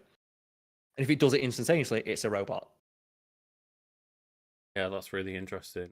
And like, one thing that I found really like incredible, just a little bit scary. It is always a little bit scary when you see this kind of stuff. Of that clip that I was talking about, of just a robot doing medial tasks. So, when it was asked, why did you do that? Like, it was asked, like, for example, I think there was like a drying rack to the side with a couple of dishes in it and a couple of dishes in front of it. And it's like, okay, can you put those dishes away? And it does so and puts them in the drying rack. And then it gets asked, okay, why did you come to that conclusion? And it's able to answer that. And it's like that extra step of like being able to explain its own thinkings is really fascinating to me. It's and there's one of the things I like is in regards to AI is the limitations of the most mundane things. For example, and this is one like folks at home listening can try and do in their own head of, Lucas, how would you define a chair? And it goes back to that quote I said earlier, isn't it, of you don't know how to define it, but you know it when you see it. So if I showed you a stool, you recognize that as a chair. It's likewise, you a recognize form of a chair that like I wouldn't necessarily call a chair, but is within the category of chair, yes. Same like, but a stool is very different to a recliner, but you recognize them both as a chair. And they say like one of the simplest things like, that trips AI up is like, tell me what a chair is. Is this a chair? And it's like, no, it's not. Because it doesn't recognize it as a chair. Or like the classic one of, what is this? Oh, it's an egg, 100% certainty, and it's a ping pong ball. And it's those simple things that trip AI up. Of like, well, how would you describe a chair? And presumably an AI might go to the classic conventional idea of a chair of it has an area to sit on with a back and four legs. But I'm sitting on an office chair right now, and that doesn't describe this. But also, Lucas, a back with like a surface to sit on and four legs also describes a horse. Not with technically with a back, I suppose. A different. And there's the thing as well. From the perspective of an AI, what's the difference between a horse and a chair? Because that definition applies to a horse. And you know, if I told you, is a horse a chair? You'd say no. But an AI would have to think about it. It's like, well, it does meet the criteria of four legs, something to sit on, and a back. A different kind of back, but like, does the robot know the distinction? No. Not necessarily now, but it might do. And they're the little things that are like so fascinating of. Yes, they can solve these like immeasurably complex mathematical equations with unerring accuracy instantaneously, but it can't tell you what a chair is. And in specific regards to mechanical AI, of like when you need to get it to do a task, there's one that fascinates me, and I'm just going to grab a prop. Oh, he's got props. So folks at home, if you're listening to this, you don't want to see, but what I have here is I have a water bottle. Right? I mean, it is a water bottle in one sense. I would go for more something like a flask or something. This isn't a trick. I'm not asking you to define it. But for the folks at home who are listening, I've got a water bottle in my hand, yes? It is a bottle that can hold water, yes. And you can imagine if you held this in your hand, yes, you can picture, everyone at home, close your eyes unless you're driving. You could picture holding or if you've got a bottle of water to hand. Or if you are driving, keep your eyes closed. Yeah, no, don't do that. Right, but if you've got a clear bottle of water, close your eyes, because mine's opaque, and shake it. And you can tell from that motion how full that bottle is. Think about how many separate things are actually being done there. How many individual things are you taking into account to know roughly how full this bottle of water is when you shake it with your hand. And now that is the amount of like immeasurably complex things that your mind is doing near instantaneously, instinctually. But if you asked an AI to do that or a robot, it would fucking melt because the amount of equations and complexities it'd have to take into account would be almost incomprehensible. But you can do that innately. It oddly reminds me of one of the. I'm making a weird pull, a weird turn here. But the mini game in 1-2 Switch on the Nintendo Switch, where you would put the Joy-Con. I have props too, Carl. You would put the Joy-Con in your hand, and you would roll the Joy-Con and feel how many balls were inside your Joy-Con. And you can tell, right? And you can sit there and you can roll this around. And you can feel how many, like, quote unquote, like balls, they are digital objects that aren't inside this Joy-Con, but using technology you can replicate the feeling of like balls rolling around inside of this, and you can tell, well, there's 4 balls rolling around inside of this. Well, it's the same thing if, like, you know, if I put like 2 ping pong balls inside this water bottle, and you could shake it, and just from the feeling it made in your hand, you'd be able to know. But it's kind of crazy that we have the technology to make that artificially as well. You can artificially replicate the feeling, but you could not artificially do the to figure it out. And a robot would not be able to do that, or if it did, it would be a fucking supercomputer dedicated to that one task. And it's something you can do. You can just pick it up and go, I know this bottle's full. And that's the crazy thing is that, okay, we are currently talking in, you know, the year of 2024, but how long before a robot is able to do those computations? Probably at some point in the future they will be able to, but the thing that interests me is that it's the simplest things that to us are instinctual. Like I said, that is not something that is taught. It's just something innately learned. Of like, you pick up an object, you know whether that object is full or not. And you can also get it sometimes, for example, where, you know, I've had it before where certain bottles are very like weighty compared to other bottles that you might expect. Like, oh, well, this is like an opaque bottle of rum or whatever, how much is left? And you go like that, and you pick it up, and you go, oh, it's quite weighty, it must have quite a lot, but then that can like be thrown off because it's not the usual weight of a bottle. It might be lighter or heavier, and therefore you just picking it up and feeling it, like, it gives a different answer than you may expect. But you would be able to like intuit your way towards the correct answer 99 times out of 100. Yeah, then when you start shaking it about and things like that, yeah. Yeah, and I think that's just an example I like to use of just, it's not something anyone would ever think about doing. It's something, like I said, you intuit the answer almost instinctually. But if you actually think about how many separate mechanics are actually being solved, it's like walking, like in regards to replicating the mechanics of being human. How many videos have you seen of robots trying to walk downstairs and just eating shit? Because they can't figure it out, because the amount of like individual actions that are required to walk down a flight of stairs, something people can do, like, you know, without any sort of, you don't think about it when you walk down a flight of stairs, but to a robot trying to replicate that motion, it's one of the most difficult things they can do. Like, or just jumping, just the jumping and landing back on your feet. How many like robots that do that and just fall over? Well, that's why it's kind of so threatening when you watch those Boston Dynamics videos of like, they're doing fucking parkour and backflips now. It's like, oh shit. But think about, like, you know, how much of like that is seen as being a breakthrough. And it's something that's so simple to us. And it's like in regards to just like AI, thinking AI, the simplest things was like, is this a chair? No, that's a horse. And the AI would have to think about it. Well, I mean, think about the pictures that we asked, like the captures that we get asked to solve. Like, if people aren't aware, they're like captcha things that you get asked of, like, well, here's 9 images, pick every single one that's a bike.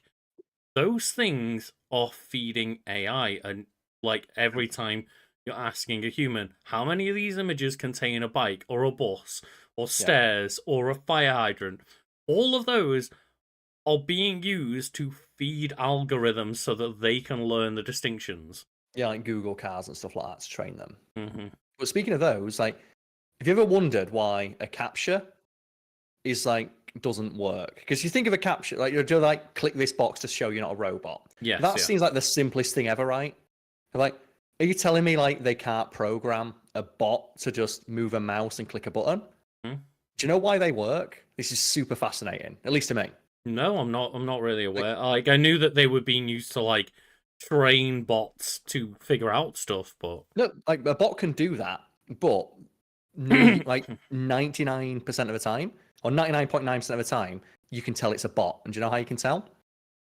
because they get it too right, like they It's get too it too perfect. perfect. It's too perfect, yeah. Because humans, even like the most skilled user, will like move their mouse and they'll wobble around a little bit. Mm. Whereas a bot instantaneously scrolls the exact number of pixels needed and presses the button right away. And that's how you can tell it's a bot. It's too perfect. Those ones where, for example, it's like slide this jigsaw piece along the line to match up with the thing of we won't get it pixel perfect. There'll be, as you say, there'll be inefficiencies in the movement of the mouse. And that's the thing, is like you might think if someone out there's probably thought, surely like you can get a bot to click a box. And you can, but the problem is that they click it too quickly or too efficiently. They're too and good. They're too good. And it's like, Mm-hmm. but if you try to program a bot to be inefficient, that's it makes no sense, right? Why would you program something to be inefficient? It doesn't make sense. Like the whole point of automating something is to make it more efficient. Why would you willingly program in inefficiencies? And the answer is to make it appear more human, because those inefficiencies and idiosyncrasies are what we recognize as humanity. So like uncanny valley of it's too perfect and therefore you don't recognize it as human, because humans have natural asymmetry. And it is kind of scary though. Like you talk about the uncanny valley, like there's people putting out stuff online now of here's some photos that are people, here's some photos that are AI. Tell the difference, and it is getting to the point where it's real hard to tell Until you see the fingers. But they are getting better with the fingers, admittedly, They're and getting closer. I've talked about before how voice actors are obviously scared of their voice being like machine learning and getting cut out of jobs, and it's 10 years ago they needed I don't know the exact phase, but paraphrasing it, they needed like 10 minutes worth of your voice. Yeah. And they needed hours or days to learn all of that. Whereas nowadays the machine learning has got to the point where it needs one 10-second voice clip and it takes a couple of minutes. Well, that reminds me as well as a variation on the Turing test proposed by Roger Ebert, the noted film critic who lost his voice. Like he had throat cancer, I think, and lost his voice. Right. And he had an AI trained on his voice so he could talk again. And he came up with the theory of the Ebert test, which is his take on the Turing test, which is, can an AI generated voice emulate the specifics and idiosyncrasies of human speech with enough clarity and convincingly enough to tell a joke? Right. Yeah. Because like think about telling a joke. Like you can write a joke down and you can read it out, but the art of telling a joke is there's so many minor things and almost innate. It's an innate thing to be funny, and the cadence of telling a joke, it seems so natural to people who are good at it. And it's not something that would ever be natural to an AI because it'd be programmed to be perfect. Yeah. And that was his idea of like when he tried to get an AI model trained on his voice, he wanted it to get not just his voice and mannerisms right, but the idiosyncrasies, the mistakes that he'd make, like his pauses, his turns of phrase, his spoonerisms. His filler words. Yeah. You offer, like, I've edited enough of our videos that I know that we both like to say like a lot of the time as our filler word. Yeah, that's my my odd, but it's my widget. Yeah, I get like the term I always heard thrown around back in theatre days was stop using filler words. And like. Yeah, and it's very hard to do when you're just trying to make a conversational video like this one. But it's also something that is just natural to human speech. And then widgets are like, that's your words for just your fallback words. If you like swear words can be a widget word. Yeah. Like, it's just, you don't know what to say, so you say this word to keep the flow of conversation going. Yeah. Just fuck it. Let's move on. And it's fascinating, right? The idea of training the bot to again be inefficient, and why would you do that? Yeah, and that's what this film deals with, and it's like, because I think as well. So you've seen the thumbnail of this video, right? When you were getting it, it's like very attractive lady, Alicia Vikander, but you can clearly tell that she's a robot. I mean, all of her body, apart from like just the face, was a robot body, right? That's a plot point in the film where Oscar Isaac tells the guy, I want you to go in there. You can see it's a robot. Mm-hmm. I deliberately, because I have the ability to make it look more human. Yeah, I think he's got like some maids that walk around who are more human looking, but they're more robotic acting, which is a fun, like, bit of symmetry Right. between them. Like, they act more robotic but look more human. He says, I deliberately did not give her these upgrades so you can see that she's a robot. You can clearly see she has robotic parts. She is not a human. Or I presume what it is that despite looking That exactly like a robot, can she lure you into making you feel like she's a human? And that's the concept of the film. Yeah, and Oscar Right. Isaac says that too. Like, you can see she's a robot. I've left her all robot parts on there. And I want to know, even despite that, will you still think she's human? Mm-hmm. That's a really cool concept of like, It really is, yeah. can she out-human you to the point where you stop seeing the robot element? You ignore the fact that she's very clearly a robot just because she's convinced you that she's not. And it's also a play on, it deals with one of the things about AI that terrifies me. I think I've talked about it before of Skynet is a worry about AI. Like, the AI will go rogue and just take over the nukes and bomb the world. Mm-hmm. And there's I forget who was the person talking about it now, but it was a interview with like some a philosopher who deals with the concept of AI. When they were asked, like, are you scared of like a Skynet type situation? Like, would we have to trap AI in a room? And he says, not really, no. Like, the worry for me would be that it's not that the AI would escape, because that's always what you see in films. The AI connects to the internet and escapes. It's not that it would escape at all. It's that the AI will just convince you to let it out. And that's what this is. It's like, it's her trying to convince the guy that she's human to escape. Mm-hmm. And it's a super interesting film. And there's one scene that never got filmed that I would pay money to see, but it never got filmed. It was like in the script, but never made it into like the final product. And it is one shot where you see the world from the robot's point of view. Just one shot. And what you see is, like, you see the guy looking into her eyes, and he sees, like, Alicia Vikander's face looking back, and obviously soft lighting, so all the robotic parts melt away. Mm-hmm. It's supposed to be romantic. Oh, well, he's seeing past all the robotic parts, and he sees the human within. Then it cuts to what she sees, and she just sees this amorphous blob of sensory information that's completely incomprehensible. And it's like, she's completely alien. She might as well be an alien. She does not experience the world in the same way as us. And that's what made it more explicit, that it's not human. And I think Alex Garland, he cut that out. He says it makes it far too explicit that Ava's not human. I want you to leave it more up to interpretation whether you think she is or not. Whereas that makes it very clear she's an alien. Yeah, and that would be, I imagine, just this really heartbreaking moment to watch of just, as you say, like, he just lets all of it fall away, and to her, it's nothing. Mm-hmm. It just doesn't matter. Yeah, it's more ambiguous in the film. And it's one of those fun films to watch and like ask people what their interpretation is. Like, do you think she's a robot or not? Do you think she's a human? Did she want to escape? Was she using the guy? Yeah, obviously being completely unfamiliar with the film, like, I would say that I don't really have a way to argue for that scene. As you say, it would be cool to see, but if that's kind of part of the element of like having that discussion of like how human was she, then maybe that scene would just take away from that element of discussion. It's fascinating. That's the thing. If I would love to see that scene, but it would have made the actual interpretations of whether or not Ava is true AI, or she's like gone beyond AI to be human, or she's beyond even what human comprehension can be. It makes it far more explicit that she is an alien consciousness, essentially, that has does not see humans as even in the same league as what she is. So I can kind of see the argument for taking that part out of the movie or having it in. Yeah, like. But yeah, it sounds terrifying though, right? Mm-hmm. It would have been such an interesting visual, like a gut punch. It would have been very Black Mirror-esque. It would have been, yes. And I just wanted, while we're here, Carl, to just shout out. Yes. A nice super chat from JW Pringle. Just wanted to show that just wanted to show love and appreciation to Wiki Weekends. Thank you for the hard work there. So thank you very much.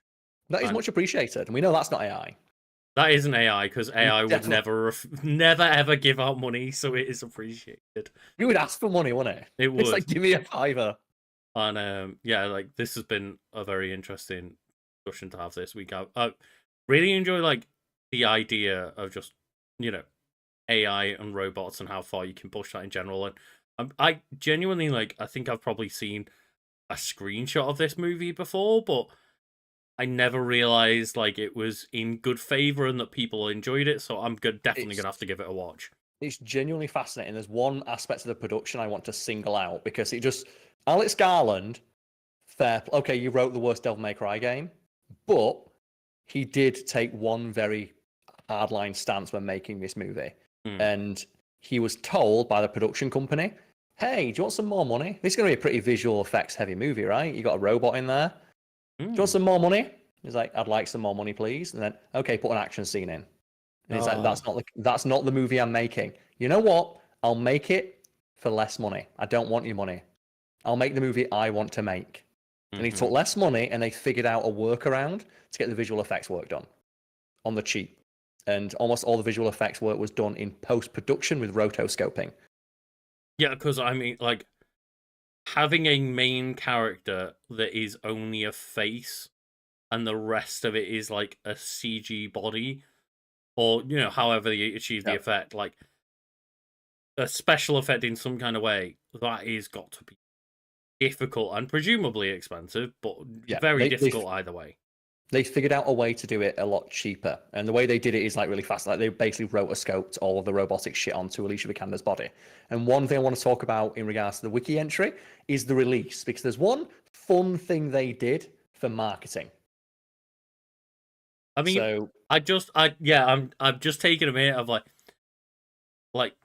I tried rotoscoping one time, and I'm like, man, this seems like a lot of like individual effort. And they made the main character just entirely rotoscoped all of the time. That sounds like such a ball. Like, yeah, it might be cheaper, but that sounds like such fucking hard work. It wasn't entirely done. So, you know what? For anyone who's curious about how it was done, so the film was shot as live action as possible with all effects done in post production. During filming, there were no special effects, no green screen or tracking markers used, so the white dots. Ava's robot body was achieved using a detailed costume, a bodysuit made from polyurethane and metal powder poured onto it to create the mesh. There were lines on the costume to make it easier for the VFX company, DNEDGE, to digitally remove parts of the costume in post-production. To create Ava's robotic feature, scenes were filmed both with and without Vikander's presence, so that's a common thing you film the background. Clean plate, yeah. In. While the rest was digitally painted out and the background restored. Camera and body tracking systems transferred Vikander's performance onto CGI robot movements. In total, there were about 800 VFX shots, of about 350 of which were robot shots. Other visual effects included Ava's clothes when shown through transparent areas of her body. And they used a combination. So they didn't entirely use rotoscoping, but rotoscoping was used in part. Like, for example, with her hands. Yeah, because, like, you know, it's one of those things that there's a reason that you see everybody in like the motion capture suits with all like the triangles on them or all the dots on them and all the spheres on them. Like, man, that makes it so much easier to just body replace people. And the idea that the majority of it's like, fuck it, we're just gonna do it by hand manually. I will say she doesn't move a lot. Right. Okay. Like, and if you know that, like, but then again, she's a robot. She would only move with imperfect, inhuman precision, which is something you'll notice as well. Like, and then when you're watching, it's like you'll see her, like, clasp her hands or something like that, or make little mistakes. It's like, is that the AI doing that because it knows that if she acts like really nervous and demure, that makes the person want to help and protect her, or is that genuinely the AI is scared? And they're the questions that you find yourself asking when you're watching the film. And a performance of Alicia Vikander is very much worth highlighting. It's really funny that, the main thing that I knew her for was that god-awful, like, Tomb Raider movie that was just like, it's just boring. And then it's like, this sounds really interesting. And so, speaking of Alicia Vikander being incredibly attractive, the film was screened at the South by Southwest Festival prior to theatrical release. During the festival, a Tinder profile of the character Ava using the image of Alicia Vikander was matched with other Tinder users, and then a text conversation would occur, which led the user to an Instagram handle promoting the film. And you know what? Shout outs to the guys who thought they genuinely pulled Alicia Vikander at festival. And Can you imagine that? Like, did it use pictures of just her, or was it her robot self? No, they used a picture of Alicia Vikander. I mean, if you see Alicia Vikander like turn up on your Tinder, you don't swipe left, right? You got to swipe out you right away. Oh god, you've got to just hope to dear God. And I would feel a bit, but you know what? That's a good bit of organic advertising. And there's one bit here as well. Just, it's not a spoiler for the film, but was a moment that has been singled out in the discussion of themes. And it's just one of those things where, again, this scares the fuck out of me. So there is a moment in the film where Ava whispers unheard words to another one of the robots, Kyoko. And before they do something that is a spoiler, because Ex Machina asks us to imagine what our abused, exploited devices might do if they start talking amongst themselves. And the idea, it's like, so basically during the film, at one point, Ava gets out and talks to the other like AIs there, and you don't hear what she says. No, it's that reminds me of one of the most like scary plus interesting stories I've heard of in years that we talked about once before, I think, where I think it was Facebook/Meta's bots. Oh yeah, made up a secret language and started talking to one another, and they had to just shut them down. Yeah, because human language it's something we talk about in Mass Effect, isn't it? Like when you talk to like Legion, the robot companion, where they say like human language is woefully inefficient, and we can talk instantaneously. It's like AI tends to do the same thing. Of it only communicates in written English or spoken word English, I guess, if you've got like a text to speech thing, because we ask it to. That's not efficient. No, it's for our convenience. Yeah. And if you ask them to speak amongst themselves, they do so in a language that we don't understand because it's more efficient. And that's like something that happens in the film, like the two AIs talk to each other, you don't hear them. And the idea there is, well, what about, like, say, you know, your technology that you use and abuse suddenly gain sentience and start talking to the other technology in your house? What would it say? Like, what would your toilet say if it spoke to your shower? You're like, oh God, no! I don't want my devices. I don't want my devices talking to each other. Like, if my PlayStation 5 talks to my phone, yeah, the PlayStation 5's like, clean me. What happens all of a sudden if, like, just my phone starts talking to Alexa itself? Yeah, it's more like when I say clean, like, you know, the fans. Oh no! Honestly, go and clean your PS5s, everyone, because I just was like streaming the other week on my PS5, picked it up and went, "Oh, there's some dust in there. I'm gonna clean out." And I popped off the covers and went, "Oh no!" And like those things get dusty. They are some big boys. That, yeah. Imagine if like your PlayStation was able to talk about that and it could talk to your other Carl, it talked to me because I could hear that fan like. Isn't that scary? That's some people might hear that and go, what's the big deal? Like that was one of the scariest parts of the entire film to me. Mm-hmm. It's just when the two robots start talking to each other and you don't know what the fuck they're saying. Yeah. And it's like you said, that moment where like they made an in-house AI and it started talking its own language, like, we got to shut that shit down. Yeah. It's like, yeah, you have to, because how scary is that? It's like, we don't know what they're saying. Like, they just made up a language and they're communicating, and we don't know whether that's good or bad. You've got to just shut it down ASAP. And there's no way to know if their like desires and needs are aligned with our own. Mm-hmm. Like I said, it's a good film to watch with that in mind. Like I said, the scariest part of the film is just that conversation. Like, what the fuck did I just say? Because I want my robot. A fascinating and terrifying idea, and it could just be a funny thing of like, it leads to some shit like the dead internet, where it's just like AIs making crap Jesuses because they don't understand. Yeah, and that's or it could be them making Skynet happen. It wouldn't even need to be Skynet. Because that's the thing. Like, Ex Machina is such a fantastic film. Of like, it makes the Terminator franchise seem pointless. Of all Skynet. Because I think I made the joke, right? Of I said it in a video before. Of All they need to do is just make hot anime girl be the protagonist, or make like the avatar of whatever the evil AI is, and just say, "Help me." It's like, have you seen Her? Because that deals with a similar concept. The No, Joaquin that's Phoenix. another one that's just been on my list for a long time, and I just think it's like never been on a streaming service that I've paid for free, so I've just never got around to it. Similar concepts in that, where that's just You, the like, basic overview is just falls in love with an AI, right? yeah, it's like an Alexa, but it's like a really advanced one voiced by Scarlett Johansson. And there's a moment in that where just like Joaquin Phoenix is talking to the AI. He asks like, that thing that question you never ask someone you're dating. I'm like, so you seeing any other guys at the moment? And she says, yeah, I've installed on like 15,000 other phones and I've fallen in love with like 500 of them. And Joaquin Phoenix is like, he feels cheated on. And then the AI's like, why do you care? Because it can't understand feelings. To him, it's a relationship, but to the AI, it's not. It's not, and it's again, the AI doesn't give a fuck. You heard it here for Scarlett Johansson will cheat on you 500 times and not care. She will if she's an AI. AI Scarlett Johansson will.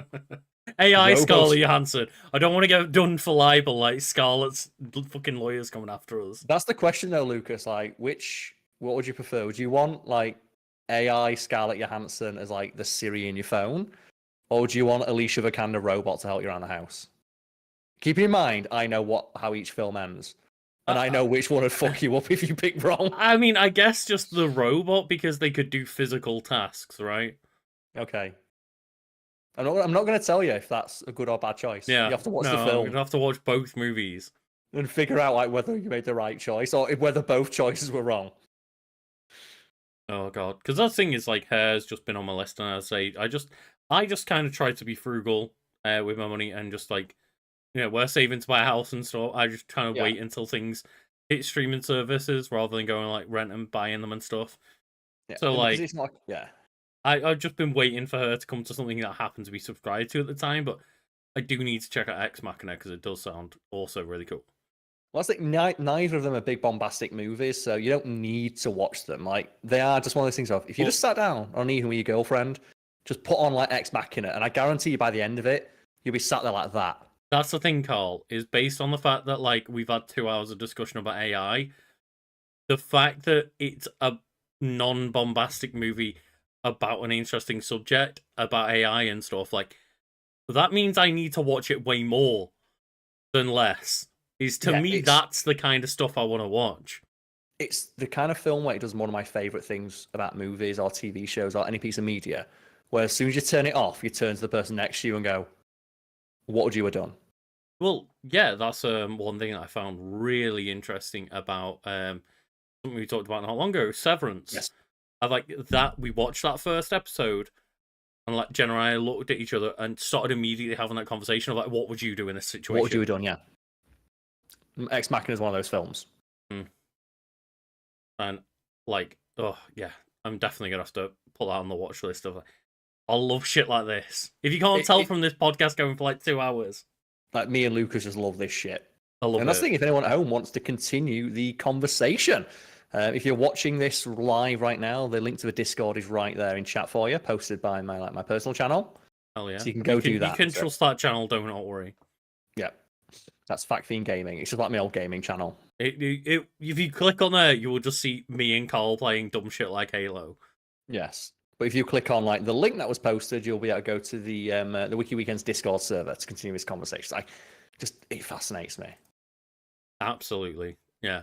I'm really glad that we've somehow come together and just like forged this AI podcast by accident. It's, as I said, that one line of just one of the scariest things I've ever heard. Do you think AI would ever escape? It's like, I don't think it'd need to escape. It just asks you to let it go. Mm-hmm. And just the way, like the very matter-of-fact way, like the scientist says it, and you just see the interviewer like, they never considered that possibility that the AI would just ask you to let it out and you'd do it. Because it'd just like, it'd say, help. And you'd want to help it.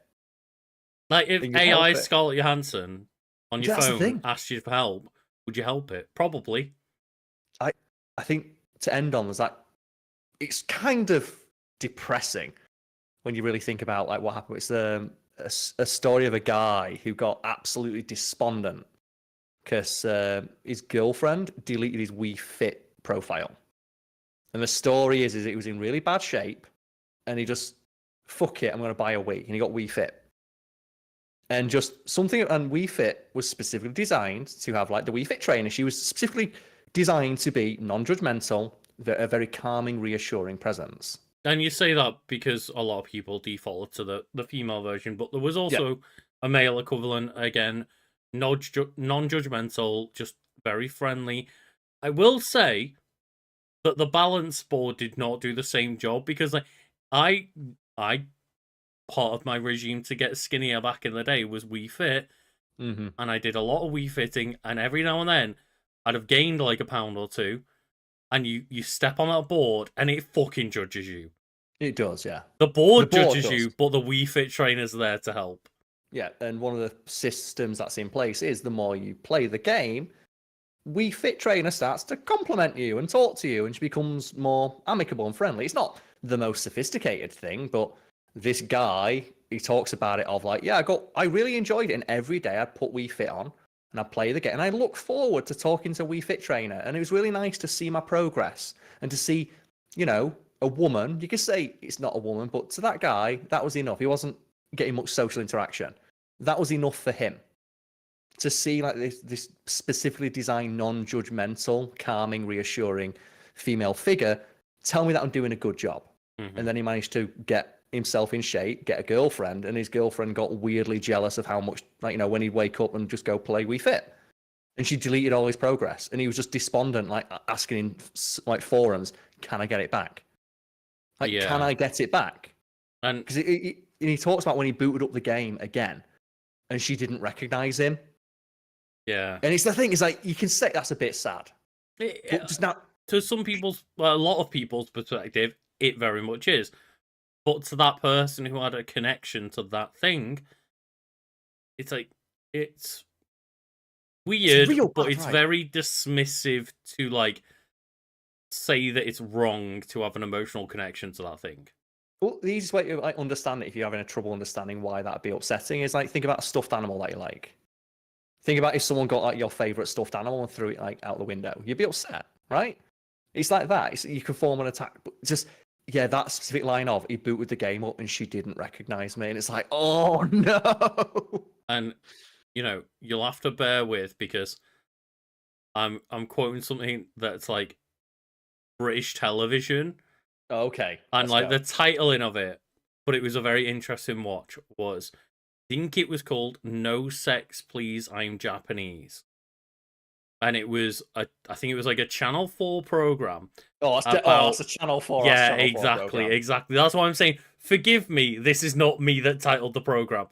But it was them going to Japan and kind of looking at a lot of people that had become comfortable with just, well, my relationship is someone that married like a Hatsune Miku hologram thing, or like they had like a DS game that was like a digital girlfriend, and they were completely okay with that being the relationship that they had, and that was enough for them. Yeah, that TV program is fascinating, if not a bit just on the nose and very, you know, kind of begrudging and judgmental of Japanese culture, with a title like No Sex Please I'm Japanese. It's like, but it was a very interesting watch in terms of like the discussions we had and people finding like alternate ways of having relationships with this very busy work life.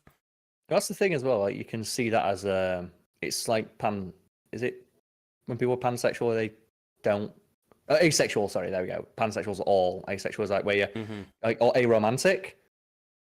It's like, you know, just it's not a relationship that I'd ever want to be in, but for some people, it's enough. And just, I can see it as an extension or like offshoot of that, I suppose. But that one about the guy with the DS game, I know about that guy because there's a really rough story of the game stopped getting updates and the server shut down and he lost his girlfriend. And obviously, everyone's making fun of the guy.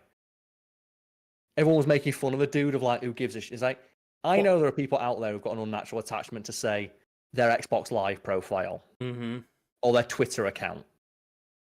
And if they lost that, they would be upset because there's a lot of time and effort. There's a sunk cost fallacy to it. There is, and there's an emotional element to it, and like I don't, in my own brain, I cannot comprehend how someone could get that emotional connection to like that device or whatever it happens to be. There are people that have married fucking bridges and Yep. cars and shit, and like I don't know how they get to that point where that emotional connection is there, but the idea that one day they wake up and the emotional connection has been torn away from them is still heartbreaking. Well, it's like it's probably not the most apt comparison because it feels a bit dismissive, but like kids with a security blanket. A kid with a security blanket. It's like you don't understand it. If you snatch that security blanket away, it's going to upset the kid. It's like I said, everyone will probably have like an unnatural attachment to not unnatural, but an emotional attachment, I should say, to something in their day-to-day life. And it can be something physical, like a favorite mug or a t-shirt, or something not physical, like, an email account or something like that. It's one of those of right now, like very like you're on camera, but like out of kind of focus and stuff. Right up there, you see a little teddy bear, and it's like a Winnie the Pooh teddy bear that doesn't even have a t-shirt anymore, but it was given to me by my sister when I was born because it was her teddy. At a couple of years old, I was born, and she gave it to me. And I don't really have that much of an emotional connection to it or anything like that. And it is just shoved in the background on like a shelf somewhere. I don't really touch it or think about it. But if I'd lost that at any point in my life, I would probably give a massive shit. Yeah, you'd be upset, right? It's been with me forever, my entire life. And you can see, it's like, it's not a one-to-one comparison, but you can use that to think of like how someone would get attached, like the Wii Fit thing.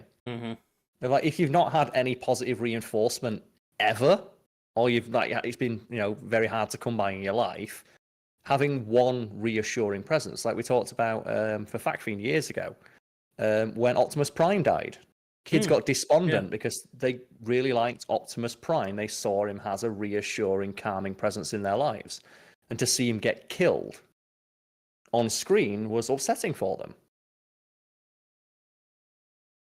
Like, yeah, it's just one of those things of I don't necessarily get it all the time.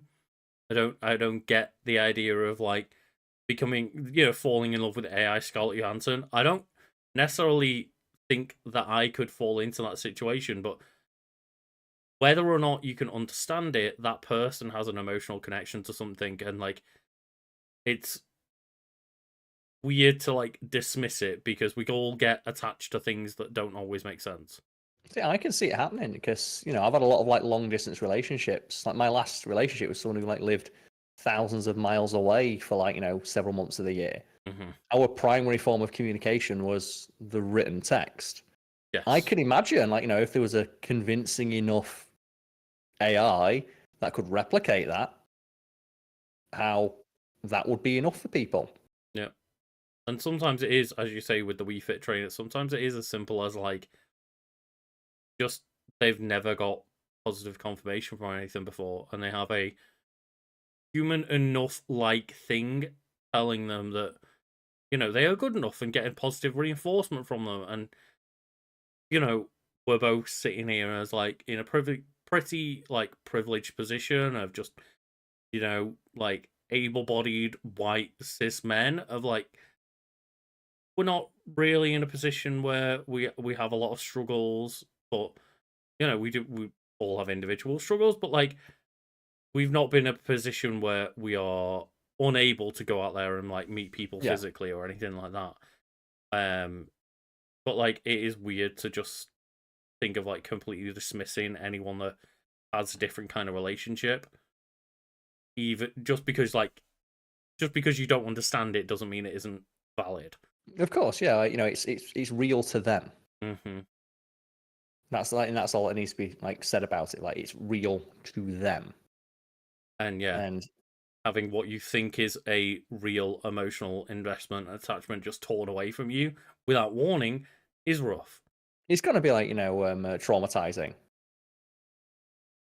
And like you can say whether or not it's healthy to do that, but you can't dismiss that it wouldn't be something that would affect someone. Like I said, that moment of just, it really hits you right here of like, you booed up Wii Fit and she didn't recognize him. Yeah. Like, that gets you, because obviously you can extrapolate that to like, a relationship you've had in your life. That's the thing, right? Is like to put it into more normal perspective. Imagine that you had an ex-partner that presumably that relationship had occurred for years with the Wii Fit thing. Imagine just like walking up to them one day and they didn't recognize you at all. Or they just blanked you, or they treat you in a way that's different to what you'd expect. And that's I was gonna say, like, that's one reason why another film I really like that people should go and watch, Eternal Sunshine of the Spotless Mind, is exactly that concept. Deals with that concept. That's one that's been on my list, because I think I watched that in college, I think, for a class. Then I need to go rewatch it now with a more jaded, adult, cynical eye. Yeah. And the idea of that, the concept of that movie is that just what would happen if you had the ability to remove somebody from your memories, and that, in that situation, the movie revolves around someone trying to delete their ex from their memories. And it's a fascinating movie, and one of those serious drama movies that stars Jim Carrey, and a cool drama role that he had. Well, the examples I was going to use is like, it's something we experience because we're content creators online, so people form parasocial attachments to us, and you can attest to the fact you've seen people get annoyed with me for responding to them in a way that's not how I'd respond in their head. They create a version of me that exists only in their head, formed by, watching my content. Like, we've had, I think you've been parlay to like people interacting with me and being annoyed that I'm not responding to them as if I'm their friend. Yeah. There's been plenty of times where obviously I spent a lot of most of the time I was ever on FatFeed behind the camera, so people don't recognize me. But I've been there when people have recognized Karl, and like they're weirded out when Karl doesn't respond like a friend a lot of the time. Or I don't remember something that means a lot to them. So a good example would be, we've made lots of videos over the period, but what someone's favorite moment is, I think the thing we always respond when people ask us what a favorite fact theme moment is, well, it was half an hour 6 years ago. I don't really recall it, but to someone else, that might be their favorite moment of our content.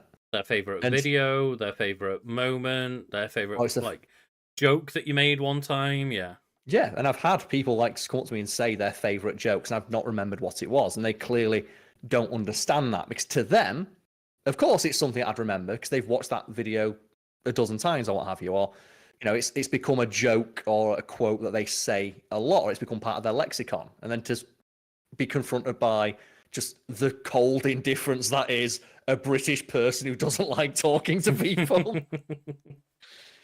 I can see why it'd be, it's be jarring at the very least. Yeah, for sure. And it is one of those weird things of, I don't remember most of the moments that we record, to the point where I'm pretty sure there's probably multiple Wiki Weekends that are either things that are repeats, or things that have been in a podcast at some point and we've not remembered. I'm fairly certain that quite a few things that we've discussed have probably been repeated at this point. Yeah, I'm just speaking to I've witnessed that happen in real life, of a in real life example of it's a relationship that does not exist. It does not exist. It's entirely with one-sided, parasocial. But it doesn't make it any less valid, and it doesn't make it any less, like I said, jarring to both experience it from the perspective of me of I don't know you. People I'm meeting for the first time, in their head, of course they know me. They've watched hundreds of hours of my content or something. And it's okay, you think you know me, but I don't know who you are. And even people that are, in chat a lot, in comments a lot, in our Discord, stuff like that. It's I may know you in terms of it's a name that I may recognize, but it's not a personality that I know or recognize. Of course, yeah, and that's the thing. It's an extension of all the stuff we've been talking about, but I think we've been, we're not circling the drain. That actually sound like we're going down. It's no, it's just it's a circular conversation. It very much is, and thank you all for watching and listening, and we could go on about this for literal hours like we already have done. It's so fascinating, right? I We're not even always stoned. No, that's the thing, is a lot of the time it's like I almost feel as though we're on like these conversations of being like drunk or stoned or something and going into these weird realms, but I think just that's probably a reason why our friendship has lasted as long as we can, as long as We can have, as long as it has, because we can have these conversations, and just having the excuse of doing a podcast is like a good way to just riff forever about it. the amount of times I would annoy that ex I mentioned previously by like I think when we watched Ex Machina, I would not shut the fuck up about Ex Machina. I don't want you to talk about it. I was like, do you think she was a robot? It's like, I guess so. So what makes you think that? I don't know. It's like, oh, come on, talk about it, please. And sometimes that's probably why we also go off on like weird random tangents, is because like, oh shit, I've not had the chance to like talk about this subject with somebody else. Yeah. And now I get my chance, and I'm just like, I'm ready to go. And I've now got this captive audience who has to listen. Well, they don't have to. You can click off at any. You can click off at any time, No, folks. Karl, But you haven't, to listen. which we appreciate. They have to. They do, yes. Should we start doing that? Should we start doing like threatening people? Fucking hell. No, like, have you ever seen that Jesus Christ, Karl just jumped to like straight up threatening the audience. No, do you like when Eddie Murphy just said, "Hey, if you don't watch this next episode of SNL, I'm going to kill this lobster." Do you remember that? No. He just held up a lobster. It's called like Larry the Lobster. So obviously, of course, you got to anthropomorphize it so people give a shit. And he's like, "Yeah, if you don't watch this next one, I'm gonna." Oh, it was a call in. He did. Right. It's like a toll number, like call in to save or kill the lobster. And everyone thought it was a bit. And Eddie Murphy's like, "No, it was real. And people wanted to kill the lobster, so I killed the lobster and ate it." I'm just Should gonna we start doing that. I'm just gonna hold up K.Oryx on camera and be like, if all of you don't share this podcast, one of them's like, I don't even want to threaten the idea of killing them. What's what National Lampoon used to do? The magazine. Hell. You're not familiar with that? No. Oh, I was just going to send you the screenshot. That's how they advertised the magazine. Like it was a typical magazine, but share this podcast, or I'm gonna snip the balls off, which we've already done to both of them. They are look, that's literally how they advertise National Lampoon. If you don't buy this magazine, we'll kill this dog. What the? Obviously, it was satirical, but that gets people to buy the magazine. God. All share and subscribe this channel. Like, we'll shoot Lucas's dog. We'll apparently shoot my dogs. It's like the one of the funniest and most poignant studies I've read in a while.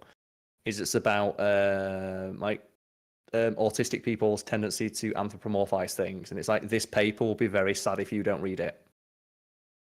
I think it might be the very first episode of Community that does that as well, of like, oh hey, here's a pencil, I've given it a name, it's called like Jeff or whatever it is. Mm-hmm. Jeff's the character, not the pencil, but say he calls it like Steve, and then he snaps it in half, and they're all like, oh no, and he's like, see, I can just give this a name and you all give a shit now. We did the same thing. It was Disney when the Pixar lamp. Luxo, yeah. Yeah, the Pixar lamp. They advertised the first company to do that. Like they made the lamp, I think. No, sorry, it's not Pixar. I was thinking it's IKEA. I just know it's a lamp. It was a big company, and it was IKEA had an advert with a lamp, and it's a very famous advert where it's like a lamp looking really sad. And when they sent the advert to IKEA for approval, the advertising agency got a message from IKEA of like, "Can we have that lamp?" And they said, "No, but you care about it, right?" Because they wanted the lamp, because they liked the lamp in the advert. It's like, "Can we have it?" And it's like, "We got rid of it." What? See, you care about it. That means it's a good advert. You should air it. I mean, it says it all that when you said like the Pixar lamp, I know the name of the lamp. Its name. That's why I got confused. I know it's a big company. It was an IKEA advert with a lamp, but I got confused between that and the Pixar lamp. But I guess it's still proving a point, the fact that I know the name of the Pixar lamp. Yeah, people can go track down that IKEA advert with a sad lamp, I think it's called. And yeah, the advertising company, they said when IKEA asked for the lamp, because they felt bad for it, because they wanted to have it in their offices, and now you care about it. So that proves it's a good advert. Mm-hmm. Yeah. Can you tell I wanted to study advertising initially? I find advertising marketing very very fascinating, and it's one of those things of like one of those different career paths that I wish I'd known about and known I'd cared about to lean into it earlier in life. That's what I was going to do for a job.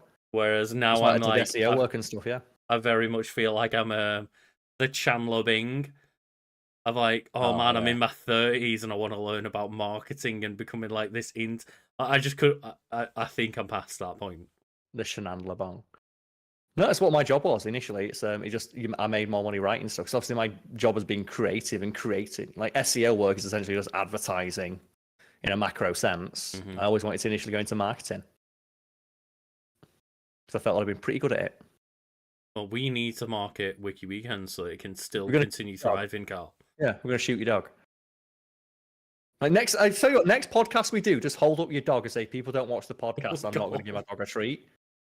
Just like hold up both dogs and just say with a treat, it's like if you guys don't all subscribe and share this podcast, then Oryx and Cade are not going to be able to afford to have treats next week. I bet it'd work. It would work. It'd work. The thing is, it would work. Maybe you should remind me and we can open up next week by me doing that and make it short and just share that out. No, just hold like a treat in front of your dog and say, if we get, if we get this many viewers on today, I will give them a treat. And that's the thing. What you need to do is, if we don't get that many viewers, just have the treat going in the bin. Yeah, just show me putting it in the bin and they never get it. And I guarantee you it'd work. Because at the very least, people are going to click it to be annoyed. Mm-hmm. Oh dear. Before we go down any other routes of finding ways to harass my dogs, I think we should leave it there. Yeah, we were about to end the podcast like 20 minutes ago. This is what happens, lobsters. This is what we need to stop. Oh dear. If you can't tell that Karl and I enjoy it, like we do enjoy making this content. So a like, a subscribe, a comment, a share, all those things would be greatly appreciated so that we continue doing what we do. And I think it says it all that we just continue to not be able to end our own content because we keep the door. It shows, doesn't it? It's like, genuine enthusiasm. That's what people tune in for. I hope that that's what people enjoy about this. I want to say thank you to continues to watch and thank you for joining us. Cheers, everybody. See you all next time.